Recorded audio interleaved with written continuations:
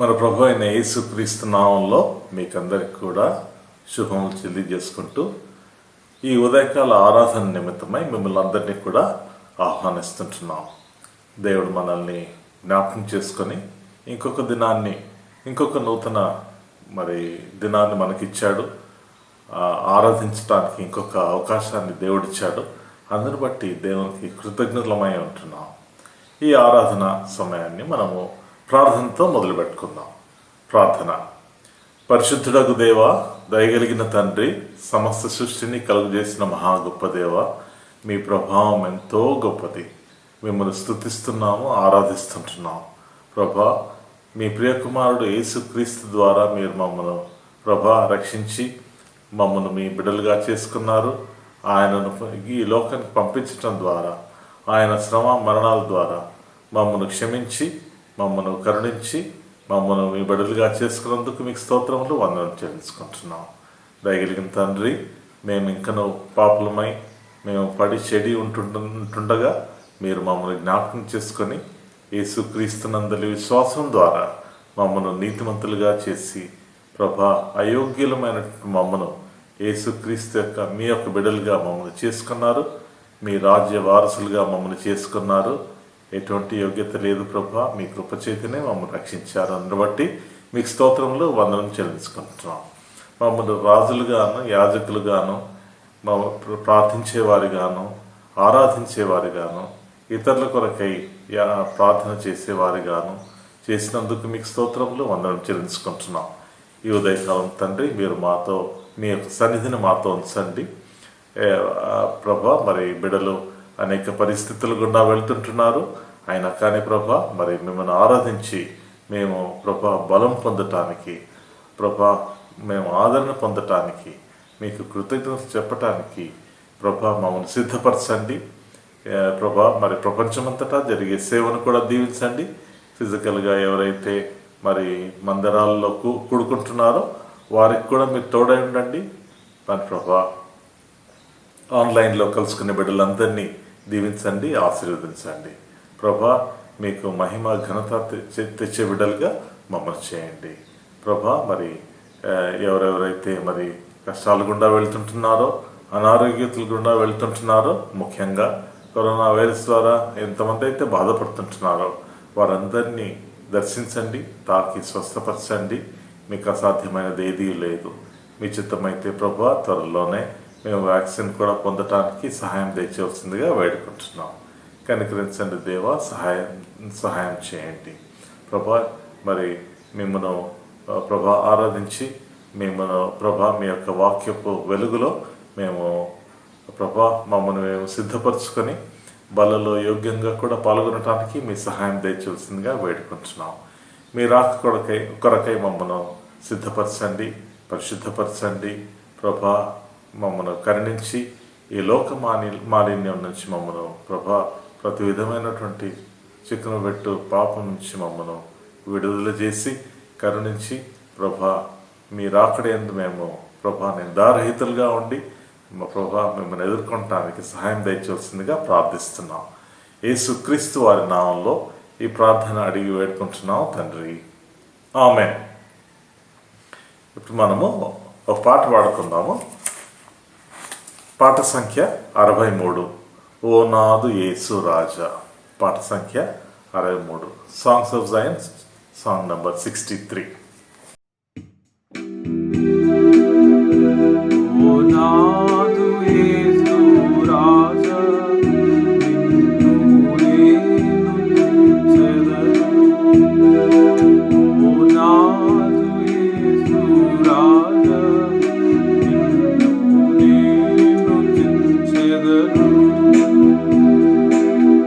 నీ నామమును సదా నీ సన్నిధిలో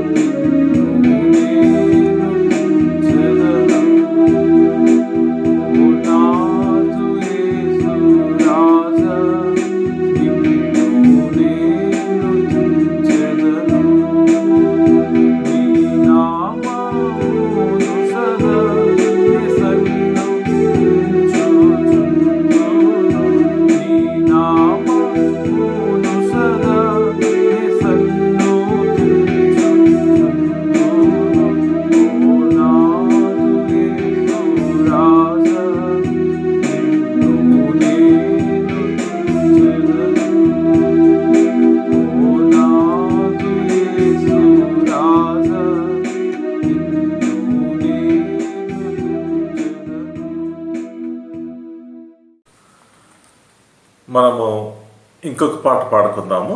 పాట సంఖ్య 231. జై జై యేసు రాజా. 1 నుంచి 4 చరణాలు పాడుకుందాం. 1, 2, 3, 4 చరణాలు మాత్రమే పాడుకుందాం. Song number 231 from songs of Zion. జై జై యేసు రాజా, జై జై రాజాది రాజా, నీకే జై జై రాజాది రాజా, నీకే జై జై జై యేసు రాజా, జై జై రాజాది రాజా, నీకే జై జై రాజాది రాజా, నీకే జై పాపకూపము లోబడి ఉన్నా, పాపకూపము లోబడి ఉన్నా, నన్ను చూసి చేయి చాచి, నన్ను చూసి చేయి చాచి, చక్కగా దరికి చేసితివి, చక్కగా దరికి చేసితివి. జై జై యేసు రాజా, జై జై రాజాది రాజా, నీకే జై జై రాజాది రాజా, నీకే జై సిలువ రక్తములో నన్ను కడిగి, సిలువ రక్తములో నన్ను కడిగి, పాపమంతా పరిహరించిన, పాపమంతా పరిహరించిన పావనుడగున ప్రభు యేసు, పావనుడగున ప్రభు యేసు. జై జై యేసు రాజా, జై జై రాజాది రాజా, నీకే జై జై రాజాది రాజా, నీకే జై జై. నీతిహీనుడనైనా నాకు, నీతిహీనుడనైనా నాకు, నీతి రక్షణ వస్త్రములను, నీతి రక్షణ వస్త్రములను, ప్రీతితో నొసగిన నీతి రాజా, ప్రీతితో నొసగిన నీతి రాజా. జై జై యేసు రాజా, జై జై రాజాది రాజా, నీకే జై జై రాజాది రాజా, నీకే జై జై. మంటి పురుగు నైనా నన్ను, మంటి పురుగు నైనా నన్ను, మంటి నుండి మింట చేసిన, మంటి నుండి మింట చేసిన మహాప్రభుండ, నీకే జై జై మహాప్రభుండ, నీకే జై జై. జై జై యేసు రాజా, జై జై రాజాది రాజా, నీకే జై జై రాజాది రాజా, నీకే జై జై. మనం ఆరాధనలోకి ప్రవేశించక ముందు దేవుని వాక్యంలో నుంచి కొన్ని ఆలోచనలు కలిగి మనము ఆరాధించుకుందాము. దేవుని వాక్యం నుంచి కీర్తన 8, సామ్ 8, కీర్తన 8 మనం చదువుకుందాము. 9 వచనాలే ఉన్నాయి. అందరం కూడా గమనించండి. నేను చదువుతాను, గమనించండి. మీ బైబిల్ తీసుకొని మరి ఆరాధనకు ముందుకు రావాల్సిందిగా మిమ్మల్ని వేడుకుంటున్నాం. సామ్ 8, కీర్తన 8. యెహోవా మా ప్రభువా, ఆకాశములలో నీ మహిమను కనపరచువాడా, భూమి అందంతటా నీ నామం ఎంత ప్రభావం గలది. శత్రువులను పగతీర్చుకున్న వారిని మాన్పివేయుటకై నీ విరోధులను బట్టి బాలుర యొక్కయు చంటి పిల్లల యొక్కయు స్తుతుల మూలమున నీవు ఒక దుర్గమును స్థాపించి ఉన్నావు. నీ చేతి పని అయిన నీ ఆకాశములను నీవు కలుగజేసిన చంద్ర నక్షత్రములను నేను చూడగా, నీవు మనిషిని జ్ఞాపకం చేసుకున్నటకు వాడే పాటివాడు, నీవు నరపుత్రుని దర్శించుటకు వాడే పాటివాడు, దేవుని కంటే వారిని కొంచెము తక్కువగా చేసి ఉన్నావు, మహిమ ప్రభావములతో వానికి కిరీటము ధరింపజేసి ఉన్నావు, నీ చేతి పనుల మీద వానికి అధికారం ఇచ్చి ఉన్నావు, గొర్రెలన్నిటినీ ఎడ్లనన్నిటినీ అడవి మృగములను ఆకాశ పక్షులను సముద్ర మత్స్యములను సముద్ర మార్గముల్లో సంచరించు వాటన్నిటినీ వాని పాదముల కింద నీవు ఉంచి ఉన్నావు. యెహోవా మా ప్రభువా, భూమి అందంతటా నీ నామము ఎంత ప్రభావం గలది. కీర్తన 2 మనం కీర్తన 8వ అధ్యాయం 8వ కీర్తన మనం చదువుకున్నాం. ఈ కీర్తన దావీదు రాసినట్టుగా మనకు అక్కడ పైన రాయబడి ఉంది. మరి గితీత్ రాగమును బట్టి పాడదగినది అని రాయబడింది. ఈ గితీత్ అనే విషయం మనము ఆలోచించినట్లయితే అనేకులు ఈ విధంగా భావిస్తుంటున్నారు. ఈ గితీత్ అనేది దావీదు 2 సార్లు గాతు అనే స్థలానికి ఫిలిస్తీన్ల దేశంలో మరి సౌలు ఆయన తరుముతుంటుంటే మరి ఆయన తప్పించుకొని వెళ్ళటానికి 2 సార్లు వెళ్ళాడు ఫిలిస్తీన్ల దేశానికి. గాతులో వాడబడినటువంటి ఒక ఇన్స్ట్రుమెంట్ అని కొంతమంది ఆ విధంగా భావిస్తుంటున్నారు. ఇది అక్కడ ఉన్నటువంటి ఒక వాయిద్యం కాబట్టి దీనికి గితీత్ రాగమును బట్టి పాడదగినదని రాయబడినట్టుగా దీని బ్యాక్గ్రౌండ్ చూస్తుంటాం. ఏదైతేనేమి మరి దావీదు యొక్క రచన, మరి దావీదుకు దేవుడు ఏ విధంగా మరి ఆయనకున్నటువంటి కష్టాల్లో మరి క్లిష్టమైనటువంటి పరిస్థితుల్లో దేవుని వైపు ఆయన ఏ విధంగా చూస్తుంటున్నాడు, మరి ప్రవచన రీతిగా యేసు ప్రభువుని గురించి కూడా ఆయన ఏ విధంగా ఆయన జ్ఞాపకం చేసుకుంటున్నాడు మనము ఈ వాక్య భాగంలో చూడవచ్చు. ఈ వాక్య భాగాలను బట్టి మనం కూడా దేవుని స్తుతించవచ్చు. మొదటి వచనం చూడండి, ఆఖరి వచనం చూడండి. ఈ 2 వచనాలు కూడా మొట్టమొదటిగా మరి మొదటి వచనంలో భూమి అందంతటా నీ నామం ఎంత ప్రభావం గలది. అదే మాట మరి ఆఖరి వచనంలో కూడా 9వ వచనాల్లో భూమి అందంతటా నీ నామము ఎంత ప్రభావం గలది. కాబట్టి యెహోవా మా ప్రభువా, భూమి అందంతటా నీ నామము ఎంత ప్రభావం గలది. దేవుని ప్రభావాన్ని గురించి మనం చూస్తుంటున్నాం. దేవుని యొక్క శక్తి మరి మనకు ఊహకందనిది. మనము ఆలోచించి దాన్ని అండర్స్టాండ్ చేసుకోవటానికి అంత వీలు పడదు. అయినా కానీ మనము దేవుని యొక్క మరి అట్రిబ్యూట్స్ను, దేవుడి యొక్క మరి ఆయన కొన్ని గుణగణాలు మనకి ఏదైతే మనకి తెలియజేయబడిందో వాక్య భాగంలో మనం దాన్ని ధ్యానించుకొని మనం కూడా దేవుణ్ణి ఆరాధించవచ్చు. ఈ ఉదయకాలము దేవుడు మనకు ఆరాధించే భాగ్యం ఇచ్చాడు కాబట్టి దేవుని స్తుతించాలి, ఆరాధించాలి. రెండవదిగా మనము వాక్య భాగంలో మనం ఏం చూస్తుంటున్నామంటే 2వ వచనం చూడండి. శత్రువులను పగ తీర్చుకుని వారిని మాన్పివేయుటకై నీ విరోధులను బట్టి బాలుర యొక్కయు చంటి పిల్లల యొక్కయు స్తుతుల మూలమున నీవు ఒక దుర్గము స్థాపించున్నావు. దేవుడు మనల్ని స్తుతించమని కోరుతుంటున్నట్టుగా మనం ఈ వాక్యాన్ని భాగాన్ని బట్టి మనం అర్థం చేసుకోవచ్చు. స్తుతించటము, బాలుర యొక్కయు మరి చంటి పిల్లల యొక్కయు స్తుతుల మూలమున నీ ఒక దుర్గము స్థాపించున్నావు. మనం ఈ వాక్య భాగాన్ని చూసినట్లయితే మరి ఎవరమైనా సరే, చిన్నపిల్లలమైనా, అంటే ఇక్కడ చిన్నపిల్లల మట్టుకే ఆరాధించాలి అనే అర్థం కాదు. దేవుని పిల్లలందరం కూడా మనం ఆరాధించబద్ధులమై ఉంటున్నాం. దేవుణ్ణి ఆరాధించడానికి మనకి ఇదొక గొప్ప అవకాశము. తర్వాత మత్తయి రాసిన మత్తయి సువార్తలో 21వ అధ్యాయంలో in Matthew chapter 21 verse 16 we read the same verse. Our Lord Jesus Christ is citing or quoting this verse.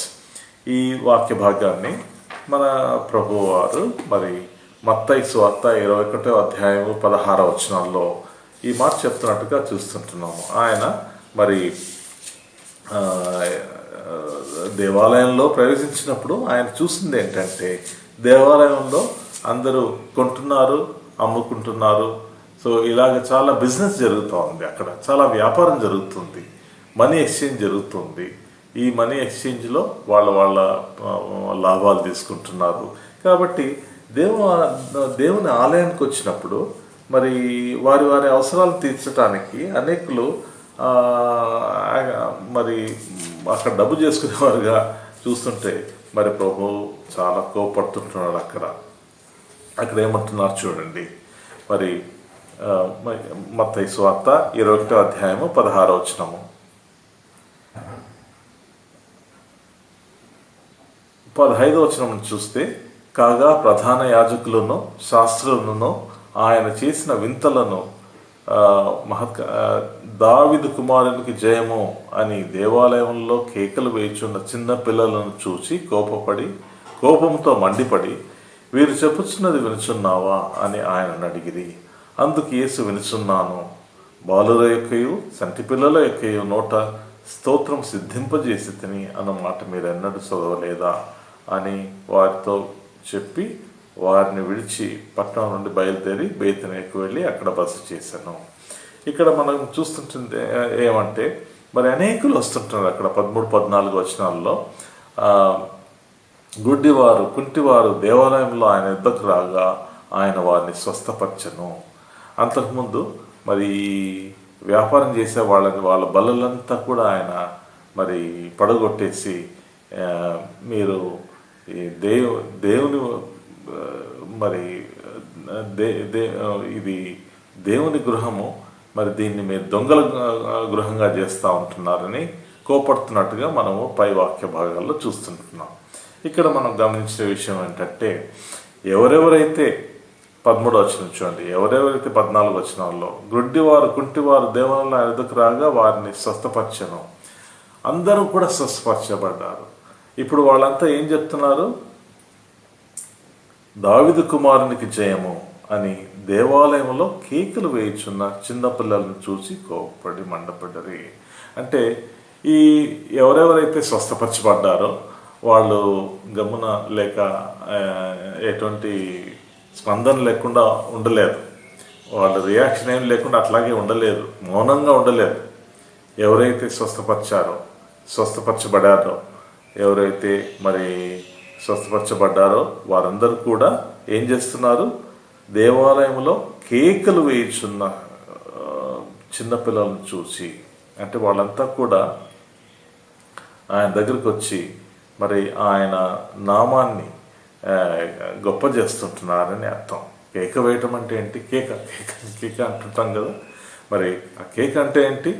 గొప్ప చేయటం, గట్టిగా చెప్పటం, లేక చాలా సంతోషంతో అది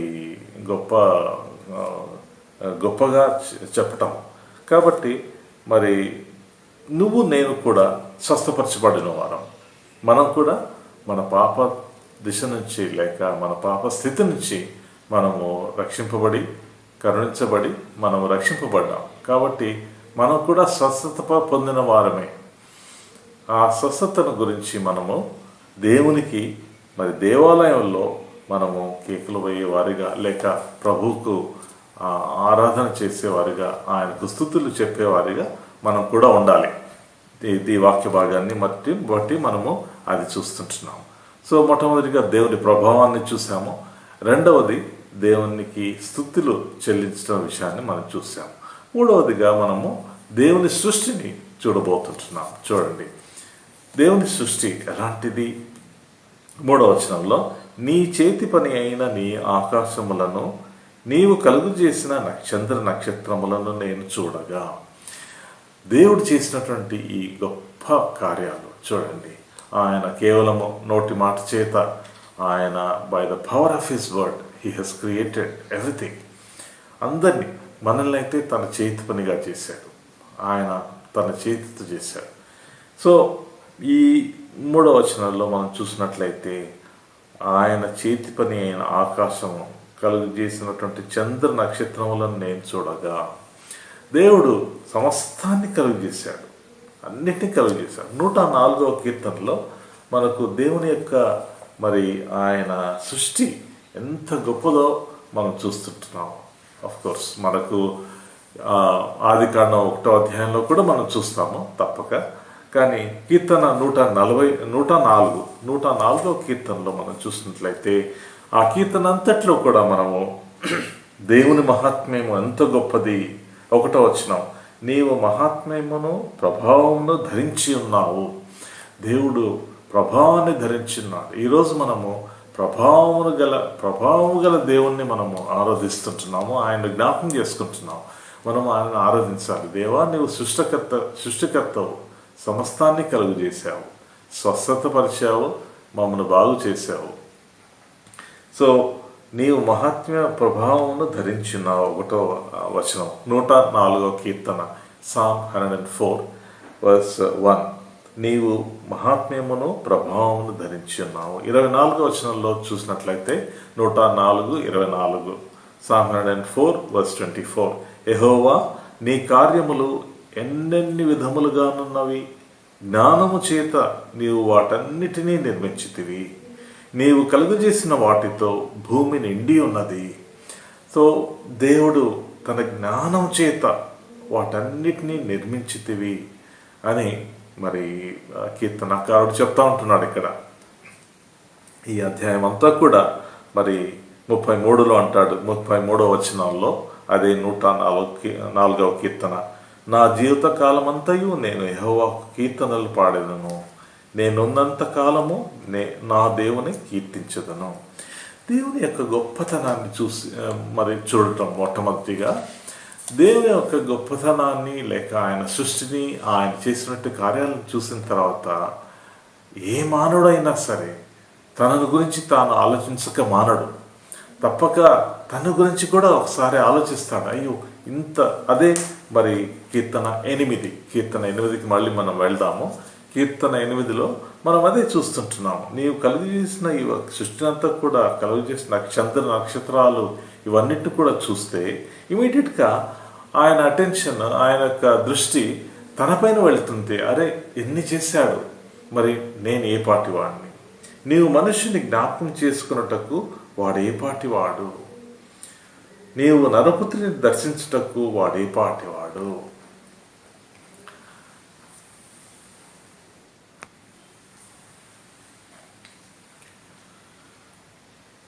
దేవుడు మనల్ని మరి మనుషుల్ని జ్ఞాపకం చేసుకున్నటకు మనుషుడు ఏ పాటి వాడు. కీర్తనకారుడు మరి కీర్తనకారుడే కాదు, మనము ఎవరమైనా సరే ఆ ఆకాశ చంద్ర నక్షత్రాలను చూసినప్పుడు, మనము దేవుని యొక్క సృష్టిని చూసినప్పుడు ఇలాగ మనం వండర్ అవ్వక తప్పదు, ఇలాగ మనము ఆశ్చర్యపోక తప్పదు.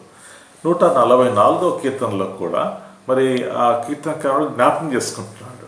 చూడండి 144వ కీర్తన Psalm 144 verse 3 and 4, 3-4 వచనాలు, యెహోవా, నీవు నరులను లక్ష్యం పెట్టుటకు వారు ఏ పాటి వారు, నీవు వారిని ఎన్నిక చేయుటకు మనుషులు ఏ పాటి వారు, నరులు వట్టి ఊపిరి పోలే ఉన్నారు, వారి దినములు దాటిపోవు నీడవలే ఉన్నవి.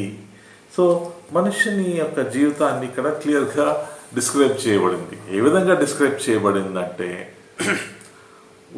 వట్టి ఊపిరిని పోలి ఉన్నారు, వారి దినాలు ఏ విధంగా ఉన్నాయంట, నీడవలే దాటుతున్నవి. నీడ చూడండి ఎంత ఈజీగా దాటిపోతుంది. మనం ఉదయకాలం బయటకు వెళ్తే నీడ ఒకవైపు ఉంటుంది, అదే కొన్నిసార్లు నడుచుకుంటూ వెళ్తుంటే మధ్యాహ్నం అయినప్పటికీ ఆ నీడ మారిపోతుంది, ఈవినింగ్ ఇంకా మారిపోతుంది. అట్లా నీడ మారిపోతుంది. మన నరులు కూడా లేక నరుల యొక్క నరులు వట్టి ఊపిరిని పోలి ఉన్నారు. ఎలాంటిది మనస్థితి, మరి చాలా కొంతకాలం ఉండే పరిస్థితి. దీన్ని బట్టి మనకు తెలిసేది ఏంటంటే, మనుషులు మరి దాటిపోయేవారిగా, నీడవలే దాటిపోయేవారిగా ఉంటున్నారు. కానీ దేవుడైతే మనల్ని కరుణించి మనకు ఆయన నిత్యత్వము మన హృదయాల్లో ఉంచాడు. ఏ విధంగా ఉంచాడో మనం ఈ వాక్య భాగంలో చూద్దాం. అది చూసుకుని మనం ధ్యానించి మనం ఆరాధనలో ప్రవేశిద్దాం. కాబట్టి మనుష్యుడు ఏ పాటివాడు, మనం ఏ పాటి వారము, మనము ఆ యోగ్యత లేని వారమైనా కానీ ఆయన మనల్ని జ్ఞాపకం చేసుకుని ఆయన మనల్ని మనకు ఇవన్నీ కూడా ఇచ్చాడు. మరి 4వ వచనంలో మనం చూసినట్లయితే 4, 5, 6 వచనాలు మనం చూసినట్లయితే, నీవు మనిషిని జ్ఞాపకం చేసుకో వాడు ఏ పాటి వాడు, నరపుత్రిని దర్శించటకు ఏ పాటి వాడు, మరి దేవుని కంటే కొంచెము తక్కువ వారిగా చేసి ఉన్నావు. ఈ 4 నుంచి 6 వచనాల్లో మరి యేసు ప్రభును వారిని సూచించినట్లుగా మనము హెబ్రీయులకు రాసిన పత్రిక 2వ అధ్యాయంలో దీని యొక్క ఎక్స్ప్లెనేషన్ అంతా కూడా 2వ అధ్యాయంలో రాయబడింది. హెబ్రీయులకు రాసిన పత్రిక 2వ అధ్యాయం. ఈ అధ్యాయంలో యేసు ప్రభుల వారు మన కొరకు ఏం చేశాడు అనే విషయాన్ని మనం చూసి మనం ఆరాధించుకుందాం. 7 విషయాలను మనం చూడొచ్చు. క్లుప్తంగా చూద్దాము. 2వ అధ్యాయము, హెబ్రీయులకు రాసిన పత్రిక 2వ అధ్యాయము 9వ వచనానికి వెళ్ళండి. మన వాక్య భాగాన్ని, ఆ అధ్యాయాన్ని అంతా కూడా చూస్తే మనకు క్లియర్గా అర్థమవుతుంది. ఇక్కడ ఇదే వాక్య భాగాన్ని తీసుకొని అంటే కీర్తన 8, 4 నుంచి 6 వచనాలను తీసుకుని మరి ఏ విధంగా మరి హెబ్రీయులకు రాసిన గ్రంథకర్త ఏ విధంగా మరి యేసు ప్రభు వారిని చూపిస్తుంటున్నాడు చూడండి. మన కొరకై యేసు ప్రభు ఏం చేసి ఉంటున్నాడు. హెబ్రీయులకు రాసిన పత్రిక 2వ అధ్యాయము 9వ వచనం, దేవుని కృప వలన ఆయన ప్రతి మనుష్యుని కొరకు మరణం అనుభవించినట్లు దూతల కంటే కొంచెము తక్కువనిగా చేయబడిన యేసు మరణము పొందినందున మహిమా ప్రభావములతో కిరీటము ధరించిన వారిగా ఆయనను చూస్తున్నాము. సో మొట్టమొదటిగా యేసు ప్రభు యొక్క మరణము. యేసు ప్రభు యొక్క మరణం ఎంత ముఖ్యమంటే మన పాపముల నిమిత్తమై ఆయన బలిగా అవ్వవలసినటువంటి అవసరం ఎంతగానో ఉంది. మరి మన పాపల నిమిత్తమై యేసు ప్రభు మరణించటం ద్వారా ఆయన మనకు విమోచన కలుగజేశాడు. 7 విషయాలు చూస్తుంటున్నాం హెబ్రీయులకు రాసిన పత్రిక 2వ అధ్యాయంలో. మొట్టమొదటిది మరణము, యేసు ప్రభు యొక్క మరణము. ఆయన మరణం ద్వారా మనల్ని విమోచించాడు. ఏ విధంగా చెప్పగలము? యెషయా రాసినటువంటి యెషయా ప్రవచనం చూడండి. యెషయా 53లో మనం చూసినట్లయితే మరి ఆయన 4-5 వచనాలు. యెషయా 53, 4-5 వచనాలు. నిశ్చయముగా అతడు మన రోగములను భరించెను, మన వ్యసనములను వహించెను, అయినను మొత్తబడిన వారిగాను, దేవుని వలన బాధింపబడిన వారిగాను, శ్రమ నొందిన వారిగాను మనం అతన్ని ఎంచితిమి. మన అతిక్రమములను బట్టి అతడు గాయపరచబడెను, మన దోషములను బట్టి నలుగుగొట్టబడెను, మన సమాధానార్థమైన శిక్ష అతని మీద పడెను, అతడు పొందిన దెబ్బల చేత మనకు స్వస్థత కలుగుతున్నది. కాబట్టి యేసు ప్రభు వారిని గురించినటువంటి మరి ఈ ప్రవచనం నెరవేరింది. యేసు ప్రభు యొక్క జీవితంలో నెరవేరింది. ఆయన మన కొరకై మన పాపాలను బట్టి లేక మన దోషములను బట్టి నలుగొట్టబడ్డాడు. మనం చేసినట్టు పాపాలను బట్టి ఆయన శిక్ష పొందాడు. కాబట్టి శిక్ష అతని పైన పడింది, సమాధానం మనపై పడింది. శిక్ష అతనిపై. This is the substitutionary sacrifice of our Lord Jesus Christ. మన కొరకై ఆయన సబ్స్టిట్యూషన్గా వెళ్ళాడు. మనం పొందవలసింది ఆ యొక్క శిక్ష, కానీ ఆయన శిక్ష తనపైన వేసుకొని తన సమాధానాన్ని మనకిచ్చాడు. సో సమాధానం అయితే మనకు వచ్చింది, శిక్షనేమో ఆయన పైన పడింది. ఆయన అది చేయటానికి ఆయన సుముఖుడుగా సంతోషంతో మరి మహారోదనలతో వేదనతో పొందాడు. కానీ అవన్నిటిని కూడా ఆ రక్షణను మన కొరకై జరిగించాడు. అందరూ బట్టి మనం స్తుతించాలి. మొదటిది యేసు ప్రభు యొక్క మరణాన్ని బట్టి, ఆయన మన కొరకై చేసినటువంటి బలి యాగాన్ని బట్టి మనం రక్షించబడ్డాము. మన కొరకై ఆయన చేశాడు. రెండవది హెబ్రీయులకు రాసిన పత్రిక 2వ అధ్యాయము 10వ వచనం. హెబ్రీయులకు రాసిన పత్రిక 2వ అధ్యాయము 10వ వచనము. ఎవని నిమిత్తము సమస్తము ఉన్నావు, ఎవని వలన సమస్తము కలుగుచున్నావు, అనేకులైన కుమారులైన కుమారులను మహిమకు తెచ్చుచుండగా. సో ఇక్కడ కూడా మనకు శ్రమలు లేక మనకిచ్చినటువంటి ఆయన అనేకులైన కుమారులను మహిమకు తెచ్చుచుండగా వారి రక్షణను శ్రమల ద్వారా సంపూర్ణునిగా చేయటకు ఆయనకు తగును. అంటే దీన్ని బట్టి ఏం తెలుస్తుంది? మనల్ని కుమారులుగా చేయాలంటే ఆయన ఏం పొందాలి? శ్రమలు పొందాలి. యేసు ప్రభు మొట్టమొదటిగా మరణం పొందాడు. యేసు ప్రభు శ్రమలు కూడా పొందినట్టుగా మనం 10వ వచనంలో చూస్తుంటున్నాం. 3వదిగా 12వ వచనం చూడండి. వారిని సహోదరులని పిలుచుటకు ఆయన సిగ్గుపడక. ఏ హేతువు చేత పరిశుద్ధపరచబడిన వారికి అందరికీ ఒకటే మూలము. ఈ హేతువు చేతను వారిని సహోదరులని పిలుచుటకు ఆయన సిగ్గుపడక నీ నామమును నా సహోదరులకు ప్రచురపరతును, సమాజం మధ్య నీ కీర్తిని గానం చేతును అని అనెను. కాబట్టి మనల్ని 3వదిగా మనం ఏం చూస్తుంటున్నాము? ఆయన మనల్ని సహోదరులుగా మనం ఎంచుకున్నట్టుగా మనం చూస్తుంటాం. 4వదిగా 13వ వచనంలో ఇదిగో నేనును దేవుడు నాకు ఇచ్చిన పిల్లలను అని చెప్పుచున్నాడు. అంటే మనల్ని తన పిల్లలుగా కూడా చేసుకుంటున్నాడు. మరి ఆయన మనల్ని సహోదరులుగా, పిల్లలుగా ఎందరు ఆయన అంగీకరించురో అనగా తన నామం విశ్వసించురో వారందరికీ దేవుని పిల్లలగుటకు ఆయన అధికారం అనుగ్రహించెను. యోహాను సువార్త 1:9. John's Gospel chapter 1 verse 9. Yet to all who received him, even to them who believed in his name, he gave them the right to become children of God. కాబట్టి మనమంతా కూడా దేవుని యొక్క మరి యేసు ప్రభు తన పిల్లలుగా, సహోదరులుగా, తన పిల్లలుగా చేసుకుంటున్నట్టుగా మనం చూస్తుంటాం. మనం ఆరాధించవచ్చు, మనం సంతోషంతో ఆరాధించవచ్చు. ప్రభా, మరణం నుంచి నీవు మరణం పొందావు. 2వది నీవు శ్రమలు పొందావు. 3వది నన్ను సహోదరులుగా చేశావు. 4వది నన్ను నీ పిల్లలుగా చేసుకున్నావు. 5వ విషయము మనం చూసినట్లయితే 15వ వచనం గమనించండి. 15వ వచనంలో గమనించండి. హెబ్రీయులకు రాసిన పత్రిక 2వ అధ్యాయము 15వ వచనం. కాబట్టి ఆ పిల్లలు రక్తమాంసం గలవారైనందున ఆ ప్రకారమే మరణము యొక్క బలము గలవారిని అనగా అపవాదను మరణం ద్వారా నశింపజేయుటకు జీవితకాలమంతయు మరణ భయము చేత దాస్యమునకు లోబడిన వారిని విడిపించుటకు ఆయన కూడా రక్తమాంసములలో పాలివాడాయను. ఇక్కడ ముఖ్యమైనటువంటి విషయము, కీవర్డ్ ఏంటి? జీవితకాలమంతా కూడా మరణ భయము చేత దాస్యమునకు లోబడిన వారిని విడిపించుట అనేది కీవర్డ్ ఇక్కడ. దేని నుంచి విడిపించాడు? He has released us, rather redeemed us from the bondage అని అర్థం వస్తుంది. దేని నుంచి విడుదల చేశాడు?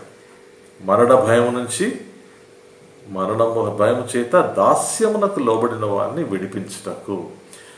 నేను మరణ భయంలో ఉంటిమే ఒకప్పుడు మరణ భయములో లేక దాస్యములో ఉన్నాము. అటువంటి దాస్యంలో ఉన్న వారిని విడిపించుటకు. ఎవరు దాస్యంలో ఉంటారు? ఎవరైతే పాపం చేస్తారో వాళ్ళు పాపానికి దాసుడు.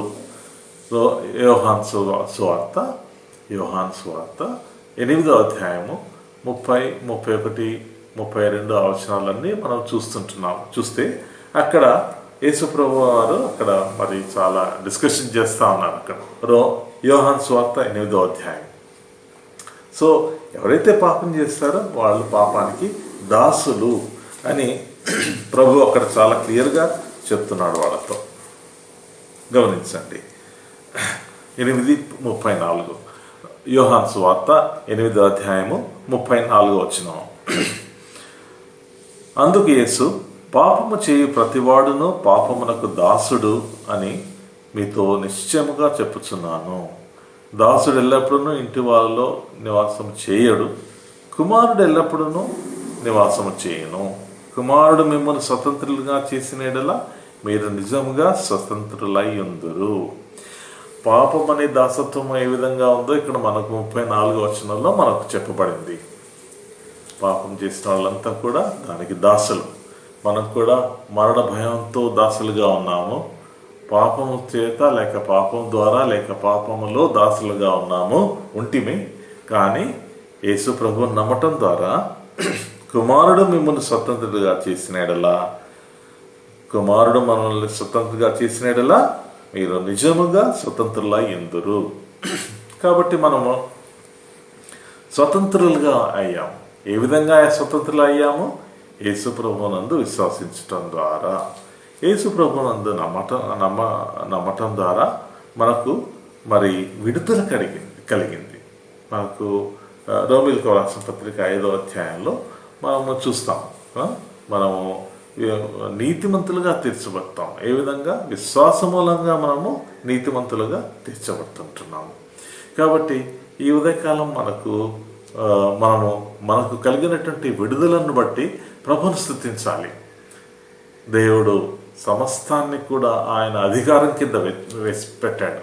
కాబట్టి మనం ఆఖరి వచనంలో అదే చూడబోతుంటున్నాం.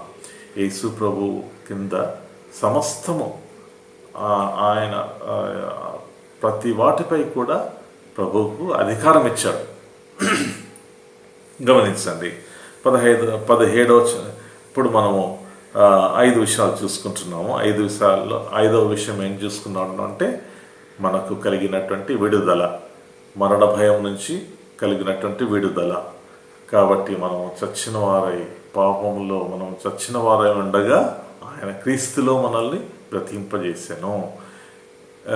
ఎఫెసీయులకు రాసిన పత్రిక 2వ అధ్యాయం 1వ వచనం, మనం చచ్చిన వారమై ఉండగా మనల్ని బ్రతికింపజేశాడు. యేసుక్రీస్తులో మనకు జీవం కలిగింది. 6వ విషయము మరి 17వ వచనంలో మనం హెబ్రీలకు రాసిన పత్రిక 2వ అధ్యాయాన్ని చూసుకుంటున్నాము. హెబ్రీ 2:17వ వచనంలో మనము 6వ విషయాన్ని చూసుకుంటున్నాము. హెబ్రీ 2:17వ వచనం,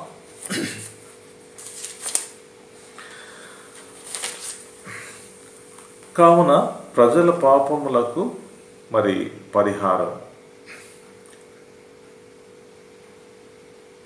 ప్రజల పాపములకు పరిహారం కలుగజేయుటకై దేవుని సంబంధ కార్యములలో కనికరమును నమ్మకమును గల ప్రధాన యాజకుడు నిమిత్తము అన్ని విషయంలో ఆయన సహోదరులు వంటి వాడు కావలసి వచ్చెను.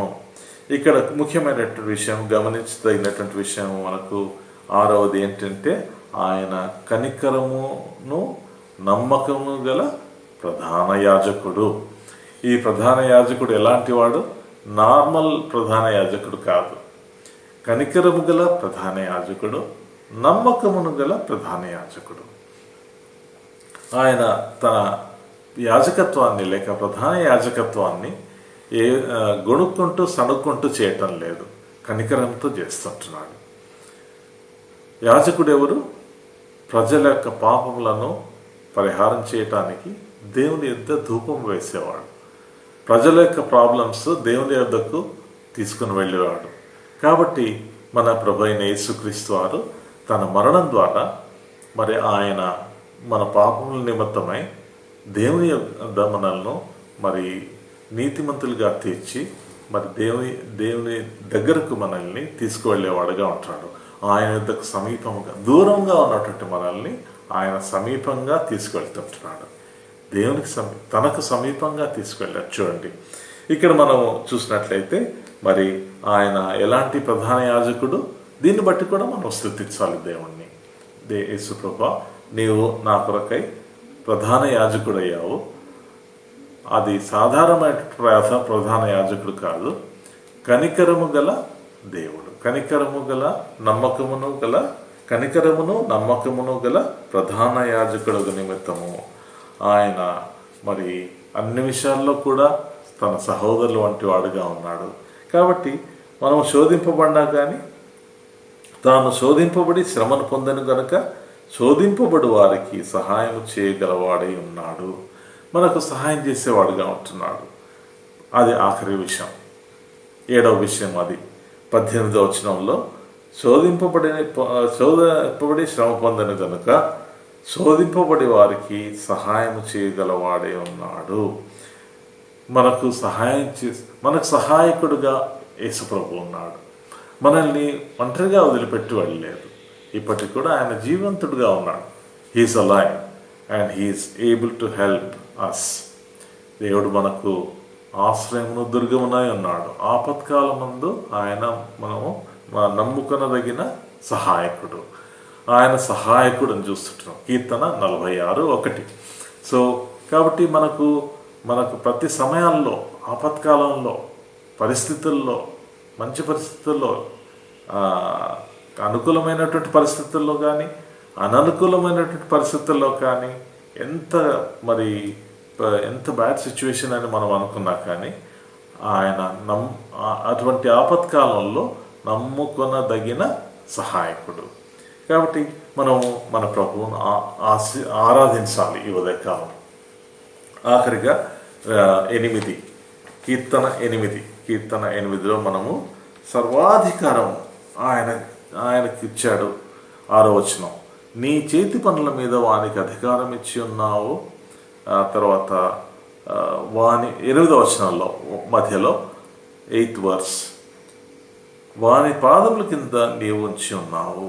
అంటే యేసుప్రభు యొక్క అధీనంలో సమస్తాన్ని, all authority in heaven and earth is given to me. మత్తయి రాసిన పత్రిక 28వ అధ్యాయం 18వ వచనం, సర్వాధికారం ఆయనకి ఇవ్వబడింది. మనము ఎఫెసీయులకు రాసిన పత్రిక, ఈ వాక్యాన్ని చూసుకొని మనము ఆరాధనలోకి ప్రవేశిద్దాం. ఎఫెసీయులకు రాసిన పత్రిక 1వ అధ్యాయము 22వ వచనం, సమస్తము ఆయన కింద. ఎఫెసీయులకు రాసిన పత్రిక 1వ అధ్యాయము 22వ వచనం చూడండి, మీరు గుర్తియండి. మరియు సమస్తమును ఆయన పాదముల కింద ఉంచి సమస్తము పైని ఆయనను సంఘమునకు శిరస్సుగా నియమించెను. ఆ సంఘము ఆయన శరీరము. సో సమస్తం కూడా ఆయన పాదం కింద ఉంచినట్టుగా మనం చూస్తుంటున్నాం. ఆ సంఘము ఎవరు? ఆ సంఘము సంఘము ఆ సంఘమునకు శిరస్సై ఉన్నాడు. కొలొస్సీ రాసిన పత్రిక 1వ అధ్యాయం 18లో కూడా ఆ సంఘానికి శిరస్సు ఎవరు? క్రీస్తే. సో మన శిరస్సు క్రీస్తై ఉంటున్నాడు. యేసుక్రీస్తు యొక్క పాదముల కింద సమస్తము కూడా ఆయనకు ఇవ్వబడింది. సమస్తమును ఆయన పాదం కింద ఉంచి సమస్తము పైన ఆయనకు సంఘమునకు శిరస్సుగా నియమించను. మన పైనటువంటి ప్రభు, ఆయన మనల్ని రక్షించినటువంటి ప్రభు. ఎటువంటి పరిస్థితుల నుంచి మనం రక్షించాడు? మనము పాపులమై ఉండగా 1 కొరింథీ 6వ అధ్యాయంలో 11వ వచనంలో మనం చూస్తాం. ఆయన మనల్ని, ఒకప్పుడు మన పరిస్థితి ఎలా ఉండింది? దేవుని ద్వేషించేవారిగా లేక ఆయనకు అగెన్స్ట్గా మనం ఉన్నాము. ఈ మాట చదువుకున్నాం ఒకసారి. 1 కొరింథీ 6వ అధ్యాయము 10వ వచనంలో మనం చూసినట్లయితే, మోసపోకుడి 9-10 వచనాలు, మోసపోకుడి, జారులైనను, విగ్రహారాధికులైనను, వ్యభిచారులైనను, ఆడంగితనం గలవారైనను, పురుష సంయోగులైనను, దొంగలైనను, లోబులైనను, త్రాగుబోతులైన, దూషకులైన, దోచుకున్న వారైన దేవుని రాజ్యమునకు వారసులు కానేరరు. కానీ 11వ వచనంలో మనకి ఎట్లా ఉంది? మీలో కొందరట్టి వారై ఉంటిరి గాని ప్రభువైన యేసుక్రీస్తు నామమున మన దేవుని ఆత్మయందును మీరు కడుగబడి పరిశుద్ధపరచబడిన వారై నీతిమంతులుగా తీర్చబడితిరి. మనము యేసు ప్రభు వారిలో అట్టి వారమై ఉన్నా కానీ యేసు ప్రభు వారిలో మన ప్రభు అయిన క్రీస్తు నామమున మనకు దేవుని ఆత్మయందును మీరు కడుగబడి పరిశుద్ధపరచబడిన వారై నీతిమంతులుగా తీర్చబడితిరి. కాబట్టి విశ్వాసం మూలంగానే ఒకడు నీతిమంతులుగా, యేసు ప్రభువునందు విశ్వాసం ఉంచడం ద్వారా మనము నీతివంతులుగా తీర్చబడుతుంటున్నాము. దేవుడు మనం ఆయన్ను సత్యంతో ఆత్మతో ఆరాధించడానికి ఆయన మహాత్మ్యను, ఆయన ప్రభావంను మనము జ్ఞాపకం చేసుకొని మన యొక్క స్థితిని జ్ఞాపకం చేసుకొని మనకు దేవుడు ఏ విధంగా ఏం చేశాడో, రక్షణ కార్యాన్ని ఏ విధంగా చేశాడో దాన్ని మనం జ్ఞాపకం చేసుకుని ఆయన స్తుతించి ఆరాధించుకుంటాం. ఇప్పుడు మనము అందరం కూడా మరి ఇప్పుడు పాజ్ చేసుకొని మరి అందరం కూడా మన ఉండే స్థలాల్లోనే, మన గృహాల్లోనే, మనం ఎక్కడున్నా సరే మనం ఆరాధిద్దాం. ఇప్పుడు మనము వర్షిప్ టైం, మనమంతా ఆరాధించే సమయము. మీ గృహాల్లో మరి రక్షింపబడిన వాళ్ళంతా కూడా ఆరాధించండి. మరి ఆ తర్వాత మళ్ళా పాస్ మళ్ళా నొక్కి మరి ఆరాధనలో కలుసుకోరండి.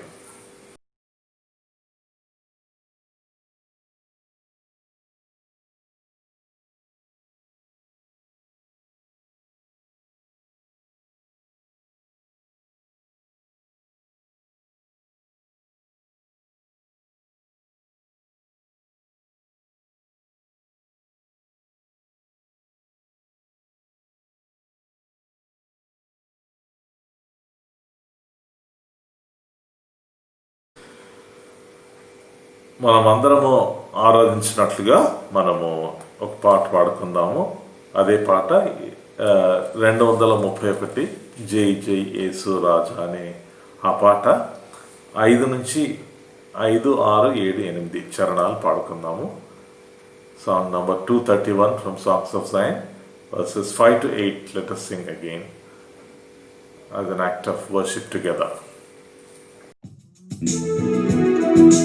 जय जय येशु राजा, जय जय राजाधिराजा नीके, जय जय राजाधिराजा नीके, जय जय जय येशु राजा, जय जय राजाधिराजा नीके, जय जय राजाधिराजा नीके, जय శాపగ్రస్తుడనయ్యుండ, పాప శాపగ్రస్తుడనయ్యుండ, నన్ను కూడా నీ స్వకీయ, నన్ను కూడా నీ స్వకీయ సంపాద్యముగా చేసితివి, సంపాద్యముగా చేసితివి. రాజా, జై జై రాజాధిరాజా నీకే, జై జై రాజాధిరాజా నీకే, జై జై. రాజులైన యాజక గుంపులో, రాజులైన యాజక గుంపులో నన్ను కూడా నీ సొత్తైన, నన్ను కూడా నీ సొత్తైన పరిశుద్ధ జనములో చేర్చితివి, పరిశుద్ధ జనములో చేర్చితివి. జై జై యేసు రాజా, జై జై రాజాధిరాజా నీకే, జై రాజాధిరాజా నీకే, జై జై.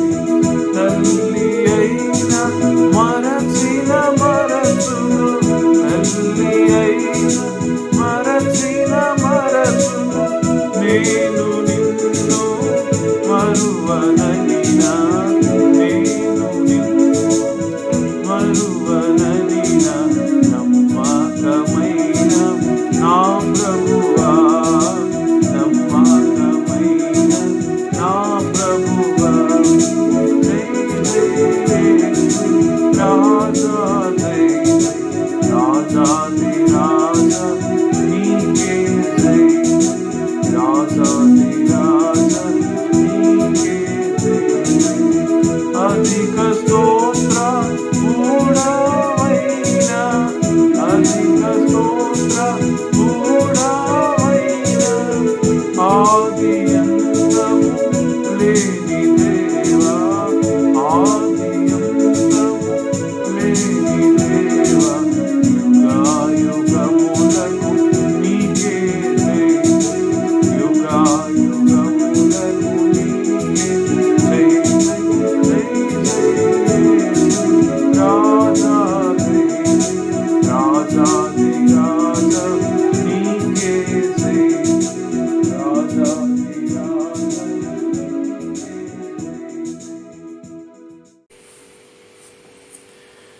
ఇప్పుడు మనము బల్ల వర్తమానాన్ని విందాం. బైబిల్ పల్లవి పాడుకుందాం. గ్రంథ వాగ్దానములన్నీ నావి. వాగ్దానములన్నీ నావి, ప్రతి అధ్యాయము వచనము నాన దివ్య ప్రేమ వాగ్దానములు. గ్రంథ వాగ్దానములన్నీ నావి. Every promise in the book is mine. Every chapter, every verse, every love, all the blessings of His love divine. Every promise in the book is mine. మనము బల్లలో పాలు పొందక ముందు దేవుని వాక్యంలో నుండి రూతు గ్రంథము 2వ అధ్యాయము 13వ వచనం నుండి చివరి దాకా మనం చదువుకుందాం. Book of Ruth 2nd chapter versus from 13 onwards. నాతో పాటు కలిసి మీ బైబిల్ చదవండి. అందుకు ఆమె, నా ఏలినవాడా, నేను నీ పనికత్తెలలో ఒక దానను కాకపోయినను, నీవు నన్ను ఆదరించి నీ దాసురాలినగు నా యందు ప్రేమ కలిగి మాట్లాడితివి గనక నా ఎడల నీకు కటాక్షము కలగనిమ్మని చెప్పాను. బోయజు, భోజన కాలమున నీవిక్కడికి వచ్చి భోజనం చేసి చెరుకులో నీ ముక్క ముంచి తినుమని ఆమెతో చెప్పగా, చేను కోయివారి యొద్ద ఆమె కూర్చుండెను. అతడు ఆమెకు పేలాలందియగా ఆమె తిని తృప్తి పొంది కొన్ని మిగిల్చెను. ఆమె ఏరుకొనుటకు లేచినప్పుడు బోయజు, ఆమె పనుల మధ్యన ఏరుకొనవచ్చును, ఆమెను అవమానపరచుకుడి, మరియు ఆమె కొరకు పిడికెళ్ళు పడవేసి ఆమె ఏరుకొనున్నట్లు విడిచిపెట్టుడి, ఆమెను గద్దింపవద్దని తన దాసులకు ఆజ్ఞాపించను. కాబట్టి ఆమె అస్తమయం వరకు ఆ చేనులు ఏరుకొనుచు తాను ఏరుకొనిన దానిని దుల్లగొట్టగా అవి దాదాపు తూమెడు యవలాయను. ఆమె వాటిని ఎత్తుకొని ఊరిలోనికి వచ్చినప్పుడు ఆమె అత్త ఆమె ఏరుకొనిన వాటిని చూచెను. ఆమె తిని తృప్తి పొందిన తర్వాత తాను మిగిల్చిన దానిని చూపించి ఆమెకి ఇచ్చెను. అంతటా ఆమె అత్త ఆమెతో, నేడు నీవెక్కడ ఏరుకొంటివి, ఎక్కడ పనిచేసితివి, నీ యందు లక్ష్యముంచిన వాడు దీవింపబడునుగా కనగా, ఆమె తాను ఎవని యొద్ద పనిచేసినో అది తన అత్తకు తెలియజెప్పి, ఎవని యొద్ద నేడు పనిచేస్తున్నా అతని పేరు బోయజు అన్నెను. నయోమి, బ్రతికున్న వారికిని చచ్చిన వారికిని ఉపకారం చేయటం మానని ఇతడు యెహోవా చేత ఆశీర్వదింపబడనుగాక అని తన కోడలితో అనెను. మరియు నయోమి, ఆ మనుష్యుడు మనకు సమీప బంధువుడు, అతడు మనలను విడిపింపగల వారిలో ఒకడని చెప్పగా, మోయాబీరాలైన రూతు, అంతేకాదు అతడు నన్ను చూచి తనకు కలిగిన పంట కోత అంతయు ముగించు వరకు తన పనివారి యొద్ద నిలకడగా ఉండుమని నాతో చెప్పెననెను. అప్పుడు నయోమి తన కోడలైన రూతుతో, నా కుమారి, అతని పనికత్తెలతో కూడానే బయలుదేరుచు వేరొక చేనులోని వారికి నీవు కనపడకపోవటం మంచిదనెను. కాబట్టి యవల కోతయు గోధుమల కోతయు ముగి వరకు ఆమె ఏరుకొనుచు బోయజు పనికత్తెల యొద్ద నిలకడగా ఉండి తన అత్త ఇంట నివసించెను. ప్రార్థన చేసుకున్నాం. ప్రేమగల మా తండ్రి, మా నమ్మకమైన దేవ, మా ప్రభు రక్షకుడైన యేసుక్రీస్తు నమ్మకమైన నామములో ఇంతవరకు మీ సన్నిధి మాతో ఉంచినందుకు వందనాలు. నిన్ను ఆత్మతో సత్యంతో ఆరాధించడానికి మీరు సహాయం చేసినందుకు వందనాలు. చదవబడిన దేవుని వాక్యమును మీరు ఆశీర్వదించి మాకు విరిచి పంచమని ప్రార్థన చేస్తున్నాం. ప్రభా, మీ బల్లలో పాలు పొందుటకు మీరే కావలసిన కృపను అనుగ్రహించండి. తండ్రి, వాక్యం విని దాని ప్రకారం జీవించేవారుగా, తీర్మానం చేసుకునేవారిగా మమ్మల్ని ఉంచండి.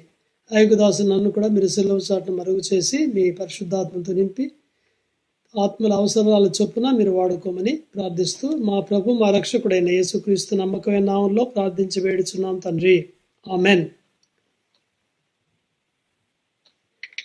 దేవుని కృప వల్ల రూతు గ్రంథాన్ని మనము చదవటం ప్రారంభించాము. 2 వారాలైంది, ఈరోజు 3వ వారం. రూతు గ్రంథాన్ని మనము బుక్ ఆఫ్ రూత్ని బుక్ ఆఫ్ గ్రేస్ అని కూడా మనం పిలవచ్చు. ఎందుకంటే రూత్ అంటే కూడా అర్థం కైండ్నెస్ అని. అంతేకాకుండా దేవుని యొక్క కృపను ఈ రూతు గ్రంథంలో మనము స్పష్టంగా చూడవచ్చు. ఇందులోని కీవర్డ్ మూల పదము రెస్ట్ అనేది, విశ్రాంతి. వర్తమానం ఏమిటంటే rest through redemption, rest through redemption or rest through redeemer, విమోచకుని ద్వారా విశ్రాంతి.